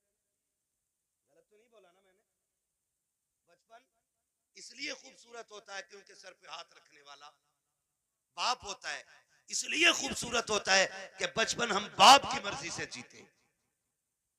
जवानी खूबसूरत होती भी है और ना भी होती है। जवानी उन बच्चों की खूबसूरत होती है जिनकी जवानी भी माँ बाप की मर्जी से गुजरती है। ठीक है जी, जवानी उन बच्चों की अच्छी होती है जिनकी जवानी माँ बाप की मर्जी से गुजरती है। और बुढ़ापा, दुनिया कहती है बुढ़ापा बुढ़ापा। वजह जानते हो? वजह सिर्फ इतनी है कि बचपन में बहुत दोस्त होते, बचपन में बहुत दोस्त होते। मेरे हुजूर फरमाया करते थे मुझे बच्चों के 5 खेल बड़े पसंद है, 5 काम बच्चों के पसंद है। इंशाल्लाह कभी वक्त होगा ना और जिंदगी फिर लेके आएगी ना तो इन 5 कामों पे बच्चे की गुफ्तगू फिर होगी, क्योंकि बात बड़ी लंबी है वो भी। बस जो मैं कहना चाह रहा हूँ ना चाचा, फिर वो रह जाएगा अधूरा मसला, है ना? बस मेरी बात पूरी हो जाए, अल्लाह करे इस बीच में। तो बचपन में ना बहुत सारे यार मिल जाते हैं, हम जोली बच्चे इतने इतने आजाद होते हैं। अम्मी कहती है ला बेटे जल्दी जा, चाय खोल गई है, पत्ती नहीं है, जल्दी लेके आ। गया सुबह चाय पत्ती लेने, दोपहर के टाइम लौट रहे हैं। ये बचपन है और इसी को बचपन कहते हैं। ये आजाद जिंदगी है, पके न पके चाय हम तो तमाशा देखेंगे। बच्चे गए, कोई आ गया डुगडुगी वाला, वहीं लग गए। अब अम्मा परेशान है, चाय दोपहर तक पकती रही। ये है ना, ये आजादी होती है बचपन की। और बचपन के यार बड़े सच्चे होते हैं। अभी लड़ेंगे, कल किसी पंचायत के बगैर फिर एक हो जाएंगे। ना कोई मुकदमा, ना कोई बहस, ना कोई पंच, ना कोई पंचायत। आज लड़के गए थे, सुबह फिर गले मिल जाते। इतना आजाद बचपन। और जवानी, जवानी में जिसके पास पैसा है उसके 1000 यार है। बस समझ गए ना? 2 चीजें, वक्त और पैसा जिसके पास है ना उसके 1000 यार मिलेंगे। यानी यार उन्हीं के ज्यादा मिलेंगे जो बर्बाद हैं खुद भी और दूसरों को भी बर्बाद करेंगे। ये दूसरे लफ्ज मैंने बोले, भाई जिसके पास फालतू वक्त है, कोई काम नहीं है, तो वो दूसरों को भी ठलुआ बना के बैठाएगा। जो बंदा 4 पैसे कमाता, कहीं काम से लगता, बच्चों को हलाल रोजी खिलाता, दुकान बंद, वो भी बैठा उसके साथ। और बातें चौक में बैठेंगे, कह रहे किसकी बन रही है अब के, उसकी इतनी सीटें निकल रही है, नहीं अब के उसकी बनवा रहे हैं हम। जिससे अपना घर नहीं चलता, वो मुल्क चलाने की बात करता है। सही कह रहा हूं, ये फालतू की बातें नहीं है तो और क्या। ठलुए लोग, चाय बिगाड़ने वाले लोग चौक में बैठ के अपना भी वक्त बर्बाद करते हो, दूसरों का। खैर इधर नहीं जाना है, बस इतना बताना चाहता हूँ, जवानी में भी 1000 यार हो जाते हैं। एक सबसे तन्हा उम्र आती है बुढ़ापे की उम्र, जिसमें गैर तो गैर अपने भी साथ नहीं निभाते, अपने भी साथ नहीं निभाते। सगा बाप बैठा है, सगा बाप, बेटा सुबह उठा, ड्रेस पहनी, मोबाइल हाथ में लिया, कुनमुना किया और निकल लिया। बाप मुंह देखता रह गया, रात सांस उखड़ रही थी, सुबह बेटे से दवा मंगानी थी, इसने तो मुंह तक नहीं छुआ, ये तक नहीं पूछा रात कैसी गुजरी, चला गया। फिर बाप सोचता शाम को आएगा बेटा, फिर बातें करूंगा। फिर शाम को बेटा आया तो मूड खराब था, माथे पे लकीरें थी, गुस्से में गुस्सा, जल्दी करो, जूता लाओ, पानी लाओ, ये लाओ, वो लाओ। बाप फिर डर गया, लगता है बाहर किसी ने टेंशन दे दी है। बाप फिर ठहर गया, उसने फिर मन की बात न कही। इसी हाल में महीने बीत जाते हैं, 2 बातें बाप बेटे से नहीं कह पाता। तुमसे हाथ जोड़ के गुजारिश करता हूं, तुम बच्चों को वक्त दो, हक है उनका, बीवी को वक्त दो, हक है उनका। रोज 10-5 मिनट माँ बाप को दे लिया करो। तुमसे वो कुछ नहीं मांगते बदले में, सिर्फ रोज शाम में बैठ के ये पूछ लो, अब्बा बता आज खाना खाया था? वो कहे खाया था। पूछ क्या खाया, अच्छा लगा कि नहीं लगा। ये पूरी जिंदगी हमसे कहते रहे, बेटे बता तुझे क्या पसंद है? बाप की मर्जी मछली की थी, हमने कहा नहीं आज हमें तो बिरयानी खानी है। बाप ने अपना फैसला कैंसिल किया कि बेटे की पसंद की बिरयानी बनाई जाए। बाप चाहता था बिरयानी बने, हमने कहा कोरमा खाना है। बाप ने अपनी पसंद कुर्बान की, कहा बेटे के लिए कोरमा बनाओ। आज जब बाप बूढ़ा होकर के बैठ गया है, बेटा क्यों नहीं पूछता है अब्बा बता तेरी पसंद क्या है? आज वो बनेगा जो तू चाहेगा, आज वो बनेगा जो तू कहेगा, आज वो बनेगा जो तेरी पसंद होगी। कसम खा के कहता हूं, खाने ऐसे बनवाया करो, तुम्हारा मालिक इतनी दौलत नहीं देगा जितना तुम्हारा खुदा इन जुमलों से तुम्हें बरकतें अता। वाह बाबा, सुभान अल्लाह, जिंदाबाद जिंदाबाद। बीवी बच्चों की मर्जी से रोज खाना बनता है, हफ्ते में एक दिन बाप की मर्जी से बना। एक दिन बूढ़ी माँ को कहो अम्मा घर की मलिका तू ही है ना, आज खाना तेरी मर्जी से बनेगा, बता क्या चाहिए, बता क्या चाहिए। बस इतना पूछना माँ बाप से, और क्या तुम्हारे गुर्दे फेफड़े मांग रहे वो? बताओ तुम्हारा दिल मांग रहे वो? ये इतने गनी लोग होते हैं यार, अपना दिल दे के औलाद का दिल बचाने की कोशिश करते हैं। मैं नहीं जानता वो बात सही थी कि गलत थी, लेकिन इतना मैंने मोतबर लोगों को भी वो बयान करते सुना कि किसी लड़की ने अपने महबूब से कहा मुझे तेरी माँ का दिल चाहिए, और उसने जाके माँ का दिल निकाल लिया, लेके गया महबूबा के पास, कल ले तूने दिल मांगा था, ले आया हूं। उसने ठुकरा दिया ये कह करके जब तू माँ का ना हो सका तो मेरा क्या होगा, मेरा क्या होगा। अल्लाह अकबर। जब इतना सुना गिरा, खड़े से गिर गया, खड़े से गिरा, माँ के दिल से आवाज आई मेरे लाल चोट तो नहीं लग गई? ये तो जान दे के भी तुम्हें बचाना चाहते हैं। तुमसे किसने कह दिया तुम्हारा दिल मांग रहे हैं? तुमसे किसने कह दिया ये फेफड़े गुर्दे मांगेंगे? सिर्फ 3 मिनट जिंदगी के दे दो इन्हें, 10 मिनट दे दो इन्हें, इनके पास बैठ जाया करो, इनसे बात कर लिया करो, बात कर लिया करो। नहीं जानते हम लोग, हम नहीं जानते। मैं डॉक्टर साहब बैठे हुए, डॉक्टर इसराइल साहब, पूरी जिम्मेदारी के साथ कह रहा हूँ, कसम खुदा की, कभी कभी बड़ी बड़ी ताकतवर बोतलें वो काम नहीं करती हैं जो बेटे के 2 मीठे बोल बाप को ताकत दे जाया करते हैं।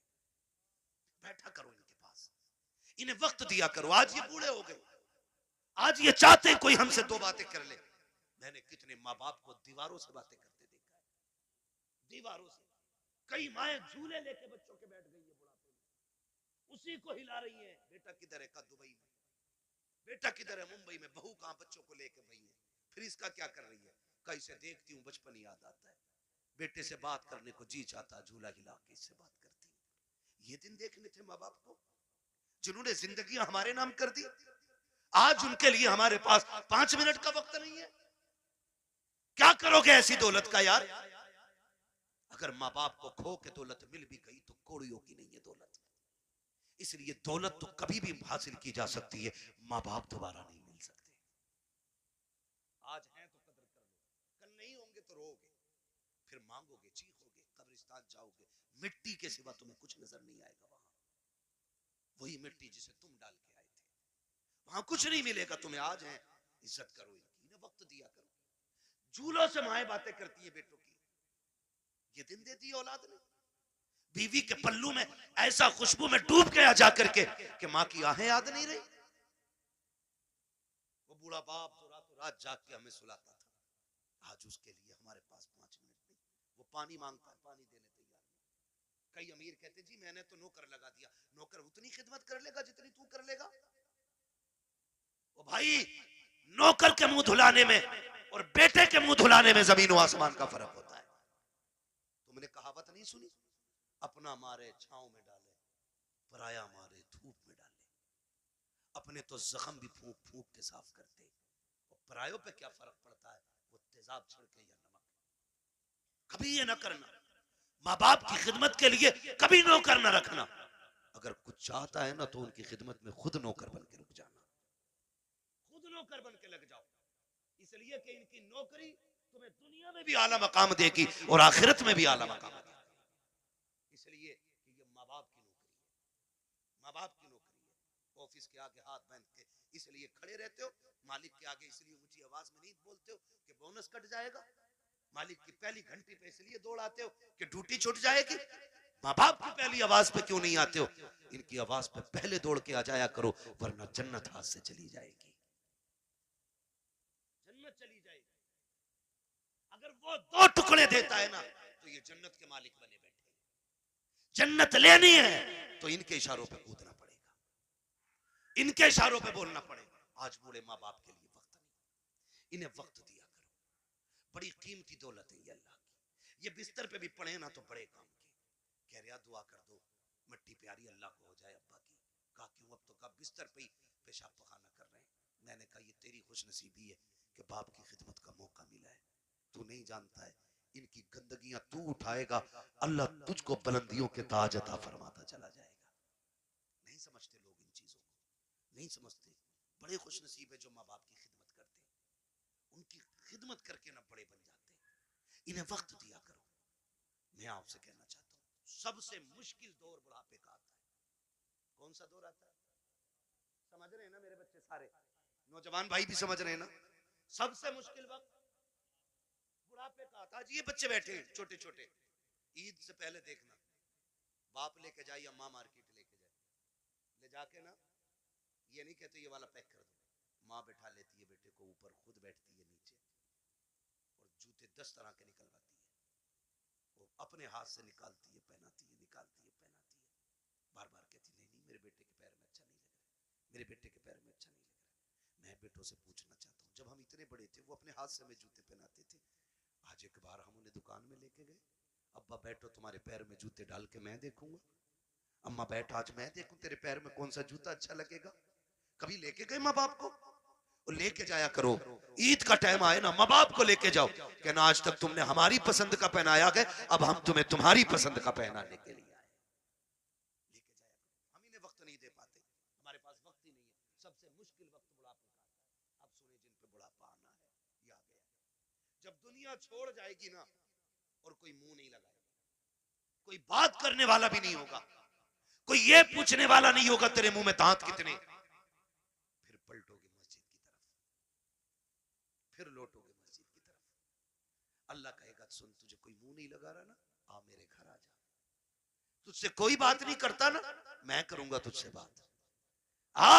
अपना दर्द मुझे सुना जब तुम मस्जिद में आते हो। सुनो, कुरान बड़ा जरूरी है। कहता है अगर तुझे अपना हाल सुनाना है, नमाज की नियत बांध ले। तू कहता जा मैं सुनता जाऊंगा, और अगर तुझे मेरी बातें सुननी है फिर कुरान लेकर बैठ जा, कुरान पढ़ता जा। कुरान की आयतों में तुझे मेरी बातों का मजा आता है। वाह वाह वाह, सुभान अल्लाह जिंदाबाद। तुम्हें कोई मुंह नहीं लगाता है, फिर रब का कुरान तुम्हें सीने से लगाएगा। जब कोई साथ नहीं देता ना, फिर कुरान लेकर हम बैठते हैं। इसलिए खुदारा इतने जाहिल न रह जाना कि बुढ़ापे में भी कुरान साथी न बन सके। कम से कम इतना कुरान जरूर सीख लेना कि बुढ़ापे में जाके दुनिया साथ छोड़ दे तो रब का कुरान हमारे साथ हो। पढ़ेंगे इंशाअल्लाह, वादा करते हैं इंशाअल्लाह, पढ़ाई करेंगे इंशाअल्लाह, कुरान सीखें। अगर हमने कुरान नहीं सीखा तो कुछ भी नहीं सीखा है। बड़ी बात है बेटे को हाफिज कुरान बनाना, अपने बच्चों को हाफिज कुरान बनाओ। तुमने भी देखा होगा, हमने भी देखा, मौतें होती हैं, मौतें होती हैं, लोग बड़े बड़े पैसे वाले तड़प तड़प के मर रहे हैं। क्यों? क्योंकि आज कोई आसानी से रूह निकलवाने वाला नहीं। निकले कैसे? निकले कैसे? सारे लोग जानते हैं हॉस्पिटल की कंडीशन। आखिरी सांसें होती हैं, ले जाके अब्बा हॉस्पिटल में रख दिया, काय में वेंटिलेटर पे, अब्बा ऑक्सीजन लगी पड़ी है, जो चादर बिछी है वो भी नापाक है, उन्होंने हमारे कपड़े उतार के अपने ग्रीन कपड़े पहना दिए वो भी नापाक है, जितने नर्स और वहां पे डॉक्टर आ रहे हैं उन्हें भी पाकी नापाकी की तमीज नहीं है। मुश्किल से रूहें निकल रही हैं, मुश्किल से, बिस्तर नापाक, जगह नापाक, लोग नापाक, रहमत के फरिश्ते आने तैयार नहीं, इधर तड़प तड़प के बंदा मर रहा है, ऑक्सीजन लगी है, रिश्तेदार जो है फलों पे फल लाने पे लगे पड़े, कोई जूस ला रहा है, कोई फल ला रहा है, सेब ला रहे, केले ला रहे, मैं वो जो ऑक्सीजन में पड़ा शीशे से झांक रहा है वो हाथ नहीं उठ पा रहे हैं आज उसके। आज अल्लाह की पकड़ में आ गया कि वो अब तक अकड़ में रहता था। हमने कहा था हमसे चंदा ना मांगना, ये तमाशे कर रखे हैं, ये तुमने मदरसों के नाम पे ठगी का जाल फैला रखा है, मौलवी होते ही हराम खाने वाले हैं। आज एक एक जुमले का बदला लिया जा रहा है, बड़ा है तड़प रहा है, रूह निकलने का नाम नहीं ले रही है। सारे रिश्तेदार कोई फल कोई जूस लेकर के आ रहा है, इसकी आंखों से आंसू बह रहे हैं। आखिर ये रो क्यों रहा है? सारी फैसिलिटी मौजूद है, सांस भी मशीनों के जरिए आ रही है, रिश्तेदार भी सामने है, वो कहता मैं इसलिए रो रहा हूँ, इसलिए रो रहा हूँ, ये जो जूस लेके आ रहे हैं आज मुझे इसकी जरूरत नहीं है, ये जो फल लेके आ रहे हैं ये तो बंद कर दिया गया है। चाहता क्या है? वो ऑक्सीजन पे सामने वेंटिलेटर पे लेटा बंदा कहता है अगर ला सकते हो तो यासीन का पढ़ा हुआ पानी ला दो, सूर्य रहमान की तिलावत का पानी ला दो। करेगा क्या? काम में जीना नहीं चाहता, अब कुरान की तिलावत के सदके में इज्जत से मरना चाहता। जिनके अपने बेटे कुरान के कारी होते वो कभी मुफलिसी की मौत नहीं मरते, वो जब मरते तो इस शान से जाते, इधर तिलावत होती है उधर रूह जन्नत की तरफ निकल के जाती है। एहसान है इन उलमा का कि ये हमारे बच्चों को पढ़ा रहे और हमें दीन दे रहे हैं। मैं तो दावे के साथ कहता हूँ इस बात को, हमारे हाफिज बन जाए तो बंदा 1000 रुपए देख कहता मैंने बहुत दे दिए इमाम मौलाना को। 1000 रुपए एक जोड़ा उनकी बहू को दिया था, एक जोड़ा उन्हें दिया था। सुन भाई, कान खोल के सुन और मैल हो तो साफ कर ले। 1000 नहीं, 10 लाख नहीं, 50 लाख नहीं, ये जो खाल है ना तेरे बदन की, अगर ये उतार के ना इसका जूता बना के अपने बेटे के उस्ताद को भी पहनाए ना तो तब भी उस एहसान का बदला पूरा नहीं होगा जो तेरे बेटे को इन्होंने हाफिज कुरान बना के तुझ पे एहसान कर दिया है। इतनी बड़ी दौलत, इतनी बड़ी दौलत यूं ही कोई कुरान नहीं पढ़ जाता, मेहनतें लगती हैं, रत जगह लगते हैं इसमें, आधी आधी रात से उठ के कुरान पढ़ना और पढ़ाना पड़ता है।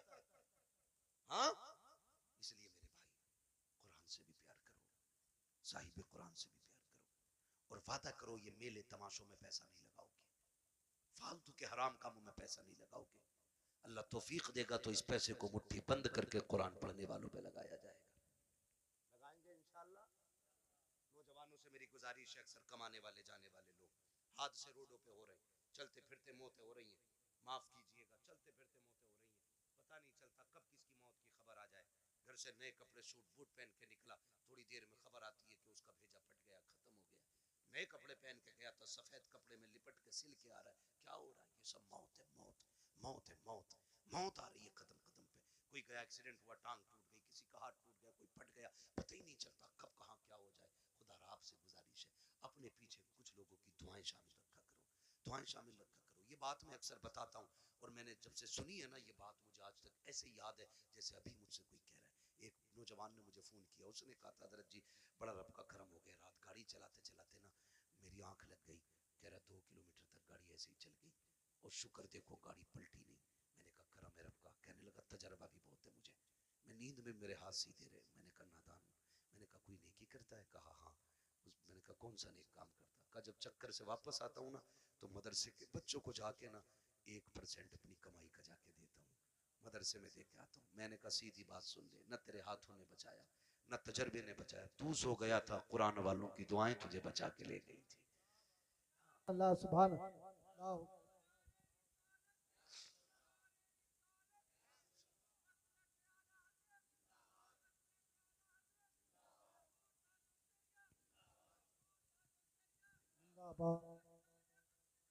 जिंदाबाद। लब्बैक या रसूल। नहीं मेरे भाई, बस मैंने पहले कहा था तूफान नूह लाने से आखिर क्या फायदा, एक अश्क ही बहुत है अगर कुछ असर करे। मेहनत लगती है, मेहनत लगती तो किसी की दुआएं शामिल कर लो। आप सारे मेरी उम्र के मेरे भाई हो, कुछ दोस्त हैं, कुछ भाई हैं, नौजवान सारे मेरे।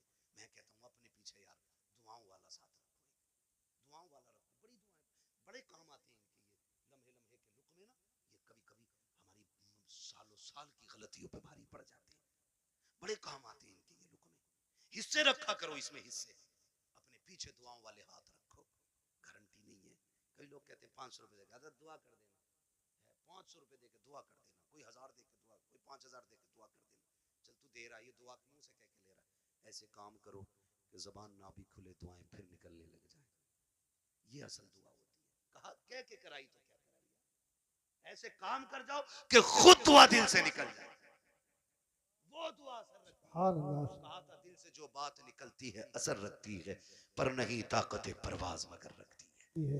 ऐसे काम कर जाओ कि दुआएं दिल से निकलें। फिर मुझे वो बात याद आ गई, फिर मैं वो बच्चे की बात दोहराऊंगा। कुरान बड़ी चीज है, अक्लमंद है वो बाप जो अपने बच्चों को कुरान की तालीम दे रहे हैं, और साथ में दुनिया की तालीम भी जरूरी है। दुनिया की तालीम भी जरूरी है। आप बनिए, पढ़िए।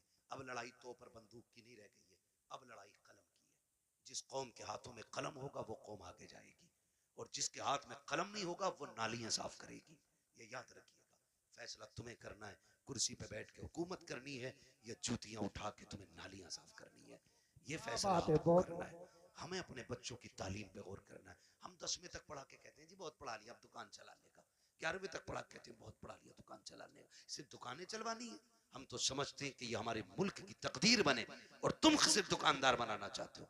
नहीं, अगर फाके रहना भी पड़े फाके कर लो, बच्चों को तालीम दो। मारेरा शरीफ का एक नारा है, आधी रोटी खाएंगे बच्चों को पढ़ाएंगे। ये हर शख्स लाजिम कर ले। हम फटे कपड़े पहनेंगे लेकिन बेटे के कंधे पे स्टार लगवा के दिखाएंगे। हम फाके से रखेंगे लेकिन बेटे के सिग्नेचर में जोर पैदा करेंगे। हम फाके करेंगे लेकिन बेटे का कद ऊंचा देखना चाहते हैं। याद रखो, जब खानदान का एक बेटा बड़ा होता है, सिर्फ एक बड़ा नहीं बल्कि पूरा का पूरा खानदान ऊंचा नजर आया। वाह वाह वाह, सुभान अल्लाह सुभान अल्लाह, जिंदाबाद। पढ़ेंगे इंशाल्लाह, पढ़ेंगे इंशाल्लाह। ये जो चंदे करते हो ना कव्वालियों के लिए, चंदा बंद नहीं करना है, कव्वाली बंद करनी है। उस चंदे को उठा करके ना अपनी कौम की बच्चियों के लिए बेहतर इंग्लिश मीडियम स्कूल बनाओ, और ऐसा होना चाहिए जिसमें पढ़ने वाली भी बेटी हो और पढ़ाने वाली भी बेटी हो। इसी चंदे को उठा के, आपसे अलग से नहीं मांग रहा हूं, अलग से नहीं मांग रहा हूं, आप इसी चंदे को उठा के जो कव्वालियों में लुटाते हो और उड़ाते हो और जो देते हो, सिर्फ इतना उठा करके स्कूल बनाओ जिसमें पढ़ने वाली भी बेटी हो और पढ़ाने वाली भी बेटी हो। खुदा की कसम, फिर हॉस्पिटलों में तेरी मेरी बेटी को बेपर्दा नहीं किया जाएगा। अगर इलाज के लिए मरियम आएगी ना, तो फिर डॉक्टर बन के फातिमा नजर आएगी। मैं न्यूज देख रहा था, कोई पुलिस उसका जेल का कोई जेलर है जो मुस्लिम लड़कियों को जो जेल में बंद है उनको रात को उठवा के अपने कमरे में बुलवाता है। ये हमारी कौम का मुकद्दर रह गया और हम कुछ भी नहीं कर पा रहे। क्यों? क्योंकि तुम किसी गिनती में नहीं हो। अगर हो तो तावीज की दुकानों पे तुम, डोरी की दुकानों पे तुम, चादरों की दुकानों पे तुम, फूलों की दुकानों पे तुम, मुजाबिरों में तुम, जाकर के देखो तमाशाइयों में तुम। अगर नहीं हो तो कामयाबी की जगह तुम नहीं। इसलिए पढ़ना है। ये कसम खा लो कि हमें या तो पढ़ना है या बच्चों को पढ़ाना है। और याद रखना, मजारों से इलाके बुलंद नहीं होते। मैं खुल के बात कर रहा हूं और बरेलवी भी हूं। इनकी जैसी जिंदगी थी ये काट के चले गए। अच्छी काटी अल्लाह ने मजार बनवा दिया, बुरी काटते तो लापता हो जाते, नाम तक कोई पूछने वाला नहीं होता। तो याद रखिए, मजारों से रुतबे बुलंद नहीं होंगे, मेहनत से रुतबे बुलंद होने, मेहनत से रुतबे बुलंद होने, मेहनत से रुतबे बुलंद होने। हमें मेहनत करनी है। किस चीज पे? तालीम। किस पे बच्चों? पढ़ेंगे मेरे बेटे, मोबाइल तो ज्यादा नहीं चलाएंगे। आज जो बीमारी है ना, मेरे लाल सुन लो तुम भी, छोटे छोटे बच्चों से गुजारिश करूंगा, अगर आप 10-11 बजे मोबाइल चलाओगे ना, तो एक तो 40 साल में जाके अंधे हो जाओगे, दूसरे कान खराब हो जाएंगे, और तीसरे शादी के बाद तुम्हारी बीवी बच्चों का पेट भीख मांग के पलेगा, ये तुम याद रखना। अगर चाहते हो अच्छे कपड़े पहनो, अच्छी गाड़ियां हो, इज्जत की जिंदगी हो, तो मोबाइल फेंक दो, कलम पे जोर दो, तालीम पे जोर दो, किताबें पढ़ो। आज मेहनत कर लो, कल लैपटॉप कंप्यूटर तुम्हारे कदमों में पड़ेगा। सुभान अल्लाह, सुभान अल्लाह, बेशक पढ़ेंगे इंशाल्लाह। नौजवानों से गुजारिश है, ये जो पबजी की बला आ गई है ना, पबजी और फ्री फोर क्या है, फ्री फायर, ये इससे निकल जाओ, वरना तुमसे बड़े पागल पूरी कौम में कहीं नजर नहीं आएंगे। पागल नहीं है ये लोग जो अकेला बैठा बैठा कर रहा मार मार मार। इनसे बड़ा पागल कौन होगा भाई, इनसे बड़ा गधा कौन होगा। क्या मिला तुझे, ना दुनिया बनी ना आखिरत बनी, तेरे घर में चूहे बराबर अजान देते रहे और तू पबजी पे लगा रहा, तू फ्री फायर पे लगा रहा। खुदा तौफीक दे, हलाल रोजी पे लगो, बच्चों को कामयाब बनाओ। जिन लोगों की रोजी हलाल होती है उनके बच्चे बड़े कामयाब हुआ करते हैं, ये भी याद रखिएगा। पढ़ेंगे इंशाल्लाह। अब किसी और चीज तो कभी और बुलवा लियो भैया, 1.5 घंटा होने वाला है, मैंने बुला दिए थे। यार बर्थडे पे तो नहीं, तुम भी बोल दोगे यार, ये तो इतना वाहियात काम है। ये नहीं भाई, तुम भी तो जान हो जलसों की यार, तवज्जो है ना सारे लोगों की। तो पढ़ाई पे ध्यान दीजिए, मोबाइल छोड़ दीजिए। ये मगरिबी जो शैतानी ताकत है ना, ये सब उनकी स्कीम है हमें बदनाम और बर्बाद करने की। उनके बच्चे देखो 18 घंटे पढ़ते हैं, उनके बच्चे लाजिम है, 18 घंटे उनके बच्चे पढ़ते हैं। ईसाइयों का उसूल है 90 साल का भी होगा तो 18 घंटे पढ़ना लाजिम है, क्योंकि उन्हें एक अच्छी नस्ल देनी है। वो मुट्ठी भर नहीं, गिनती भर है, लेकिन दुनिया को मोहताज बना रखा उन्होंने। पानी उनका पी रहे हो तुम, साबुन उनके यूज कर रहे हो तुम, हैं, और फास्ट फूड उनके खा रहे हो आप, दवाइयां उनकी हैं आपके पास, आपका क्या है। हमारे पास सिर्फ फ्री फायर है, इसे खा के अंधे बनो, फिर दवा उनकी खाओ, इसे खा के पागल बनो, मेडिसिन उन्हीं की लो। ये हमारी कौम की कंडीशन है। इसलिए पढ़िए, बहुत हो गए हैं तमाशे। हमने 70-70 लाख मजारों के गुंबदों में लगाए, हमने 20-20 लाख टाइल्सों में लगा दिए। क्या फायदा हुआ मजार वाले को, अगर वो अच्छा था तो उसकी कब्र तो वैसे ही जन्नत थी, तेरे पत्थरों की क्या जरूरत थी। और अगर अमल खराब थे तो तू एक नहीं करोड़ों का पत्थर लगा ले, अंदर जहन्नम का गड़ा बन चुका है, कोई नतीजा नहीं है। इस पैसे को अब सही जगह लगाए, मान जाओ अभी वक्त है। 70 सालों में हमने मजारों के अलावा कुछ नहीं बनाया। अगर हमने स्कूल अपने बनाए होते ना, आज हम किसी के मोहताज नहीं होते। पहली बात तो हमारे कॉलेजेस नहीं, बच्चे हैं ही नहीं कि जो किसी इंजीनियरिंग कॉलेज में जाएं या मेडिकल कॉलेज में जाएं। अगर कोई बच्चा इल्ला माशाल्लाह तैयार हो भी जाता है तो हम इतने बड़े मोहताज हैं, अपने बच्चे की फीस भी देते और डोनेशन के नाम पे 50-50 लाख रुपए उन्हें रिश्वत दी जाती है, तब कहीं तेरे मेरे बेटे को बैठने की कुर्सी मिलती है। ये मोहताजी है हमारी, समझ रहे हो आप। और फिर भी मुझे चढ़ गया चिश्ती रंग, सारे गुंडे वहां मिलेंगे, जिन्हें कौन से मतलब नहीं, तबाही से मतलब नहीं, सारे इकट्ठे मिलेंगे। निकलो इन तमाशों से, कोई नतीजा इनसे नहीं है। काश जितनी रात बैठ के तुमने चढ़ गए चिश्ती रंग किया ना, उतनी देर बैठ के कुरान पढ़ लिया होता और फिर लास्ट में झोली फैला के रब से करम मांगा होता। वो इतना करीम है, तेरी एक रात के बदले में तेरे 70 साल के गुनाहों को एक लम्हे में माफ कर देता। वाह वाह वाह, सुभान अल्लाह, मांगना था मांग गई, जवानी का जोश है, चलो भाई कबड्डी देखेंगे, चलो भाई ये देखेंगे, अल्लाह तौफीक दे तो कुरान की किरात के मुकाबले कराओ आप। कौन अच्छा कुरान पढ़ता है उसे दो इनाम। जब ये महफिल आबाद करोगे, हर शख्स चाहेगा मेरा बेटा भी कुरान का कारी होना चाहिए। लेकिन हम अपने बच्चों में बैठ के कहते हैं, अरे हाफिज जी को क्या ना रात वाली सब्जी दे दे, तो वो बच्चा सुन रहा है हाफिज जी को रात वाली मिल रही है, वो क्यों पढ़ेगा जी कुरान। इन्हें तो सड़ी भूसी खिलाई जाती है।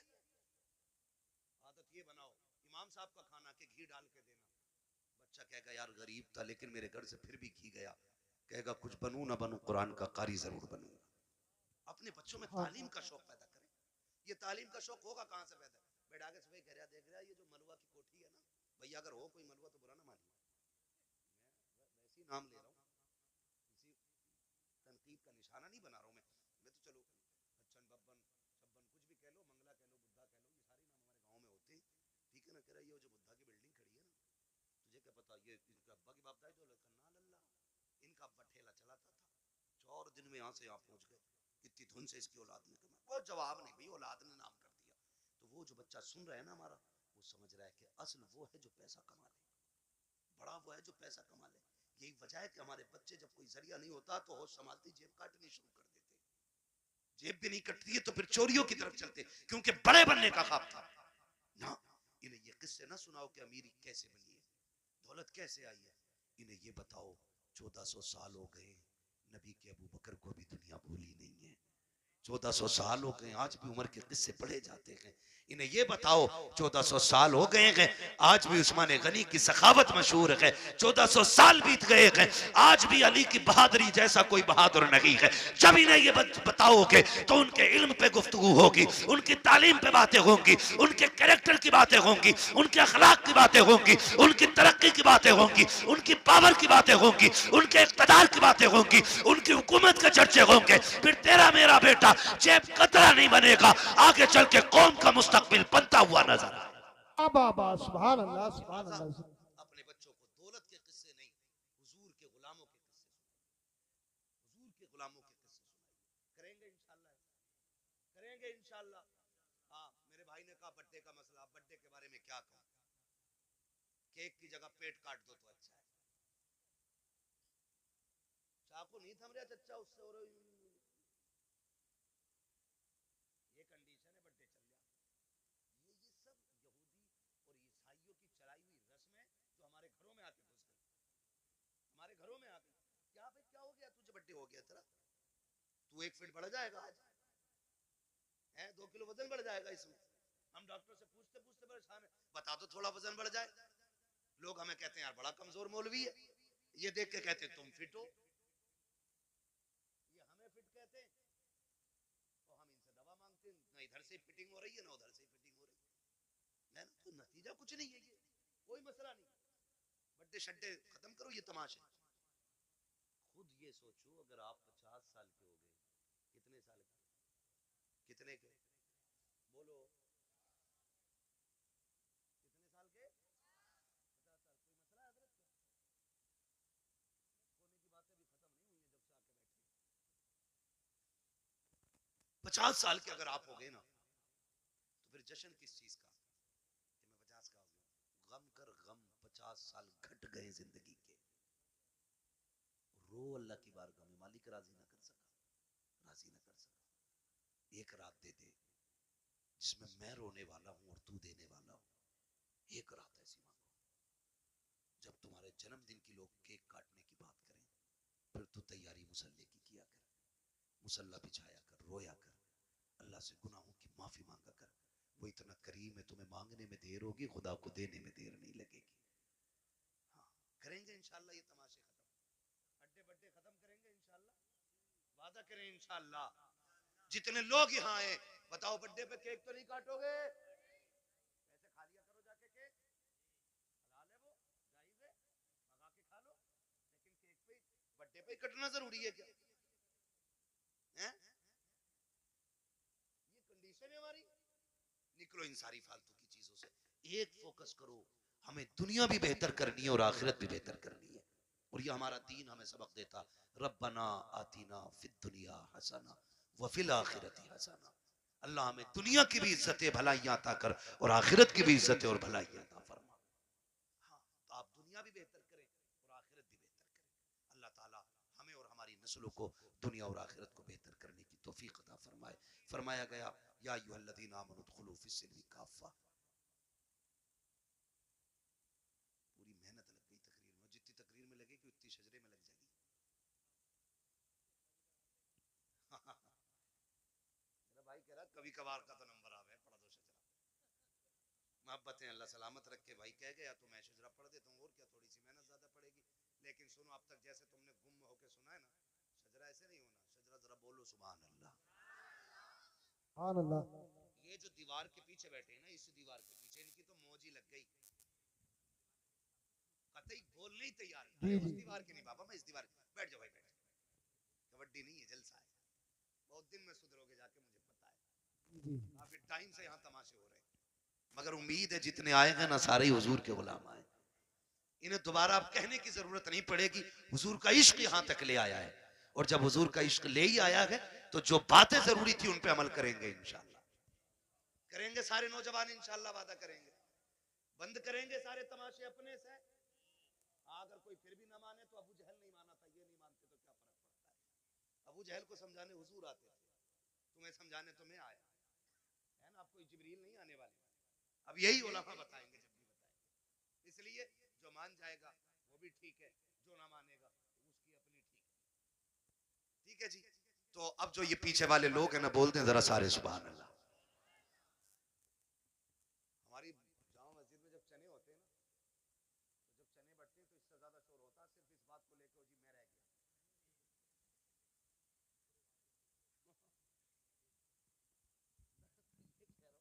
खाली इस मसले पे इतना शोर हो जाओ जी मैं रह गया। तो आपसे मैं सुभान अल्लाह कहने कह रहा हूँ भाई, चने नहीं बट रहे, इतनी जोर से सुभान अल्लाह कहो कि आवाज यहां से मदीने तक चली जाए।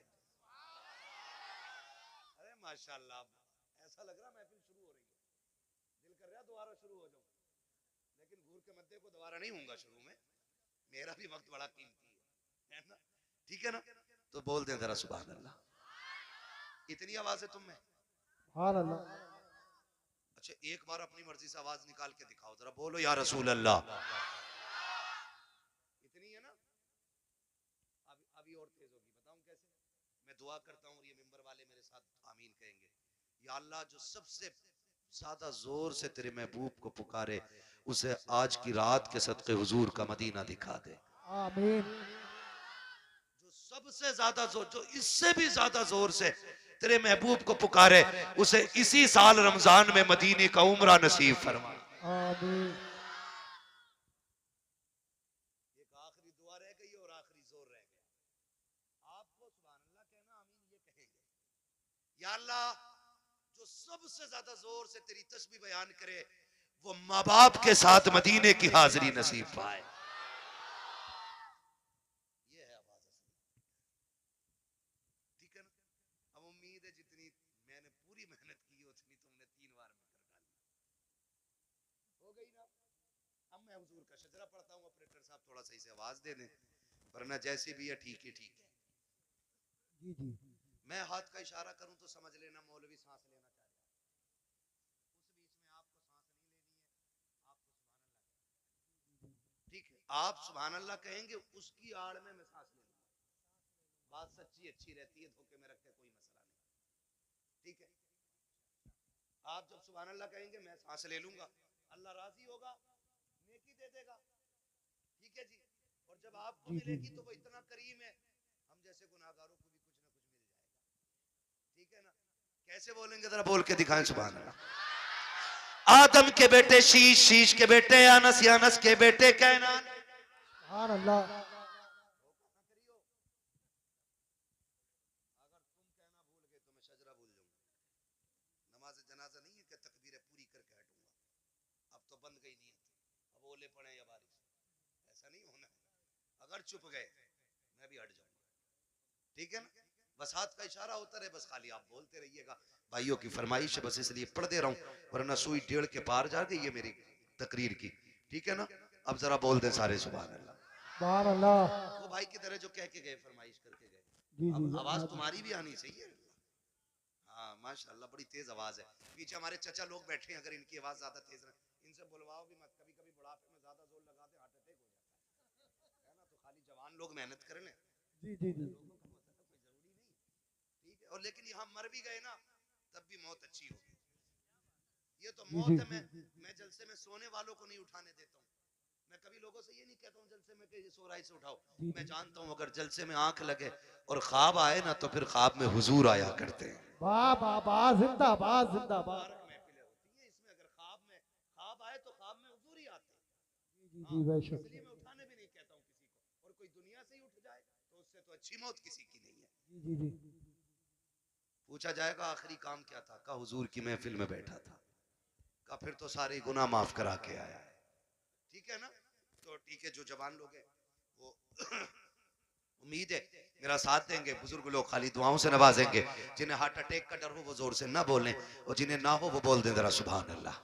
आदम के बेटे शीश, शीश के बेटे यानस, यानस के बेटे कैनान, कैनान के बेटे मैलाइल, मैलाइल के बेटे व्यारत, व्यारत के बेटे इदरीस, इदरीस के बेटे मुतवशिक, मुतवशिक के बेटे लबक नेक नाम, लबक नेक नाम के बेटे नूह, नूह के बेटे साम, साम के बेटे जुल्हाद, जुल्हाद के बेटे शालिक, शालिक के बेटे आबिर, आबिर के बेटे दाता, दाता के बेटे रावा, रावा के बेटे सारू, सारू के बेटे नाखुर, नाखुर के बेटे तारिक, तारिक के बेटे इब्राहिम खलीलुल्लाह, इब्राहिम खलीलुल्लाह के बेटे इस्माइल ज़बीहुल्लाह, इस्माइल ज़बीहुल्लाह के बेटे केदार, केदार के बेटे अवाम, अवाम के बेटे हमल, हमल के बेटे साबित, साबित के बेटे सलमान, सलमान के बेटे रईसा, रईसा के बेटे इलियासा, इलियासा के बेटे ओदोद के बेटे हव्वा, हव्वा के बेटे अदनान, अदनान के बेटे मोहित, मोहित के बेटे नदान, नदार के बेटे मुदिर, मुदिर के बेटे इलियास, इलियास के बेटे मुदरिका, मुदरिका के बेटे खदीमा, खदीमा के बेटे किनाना, किनाना के बेटे नदर, नदर के बेटे मालिक, मालिक के बेटे फार, फार के बेटे गालिब, गालिब के बेटे लुई, लुई के बेटे काब, काब के बेटे मुर्रा, मुर्रा के बेटे किलाब, किलाब के बेटे कुसई, कुसई के बेटे अब्दे मनाफ, अब्दे मनाफ के बेटे हाशिम हैं, हाशिम के बेटे अब्दुल मुत्तलिब हैं, अब्दुल मुत्तलिब के बेटे अब्दुल्लाह हैं, अब्दुल्लाह के बेटे मोहम्मदुर रसूलुल्लाह।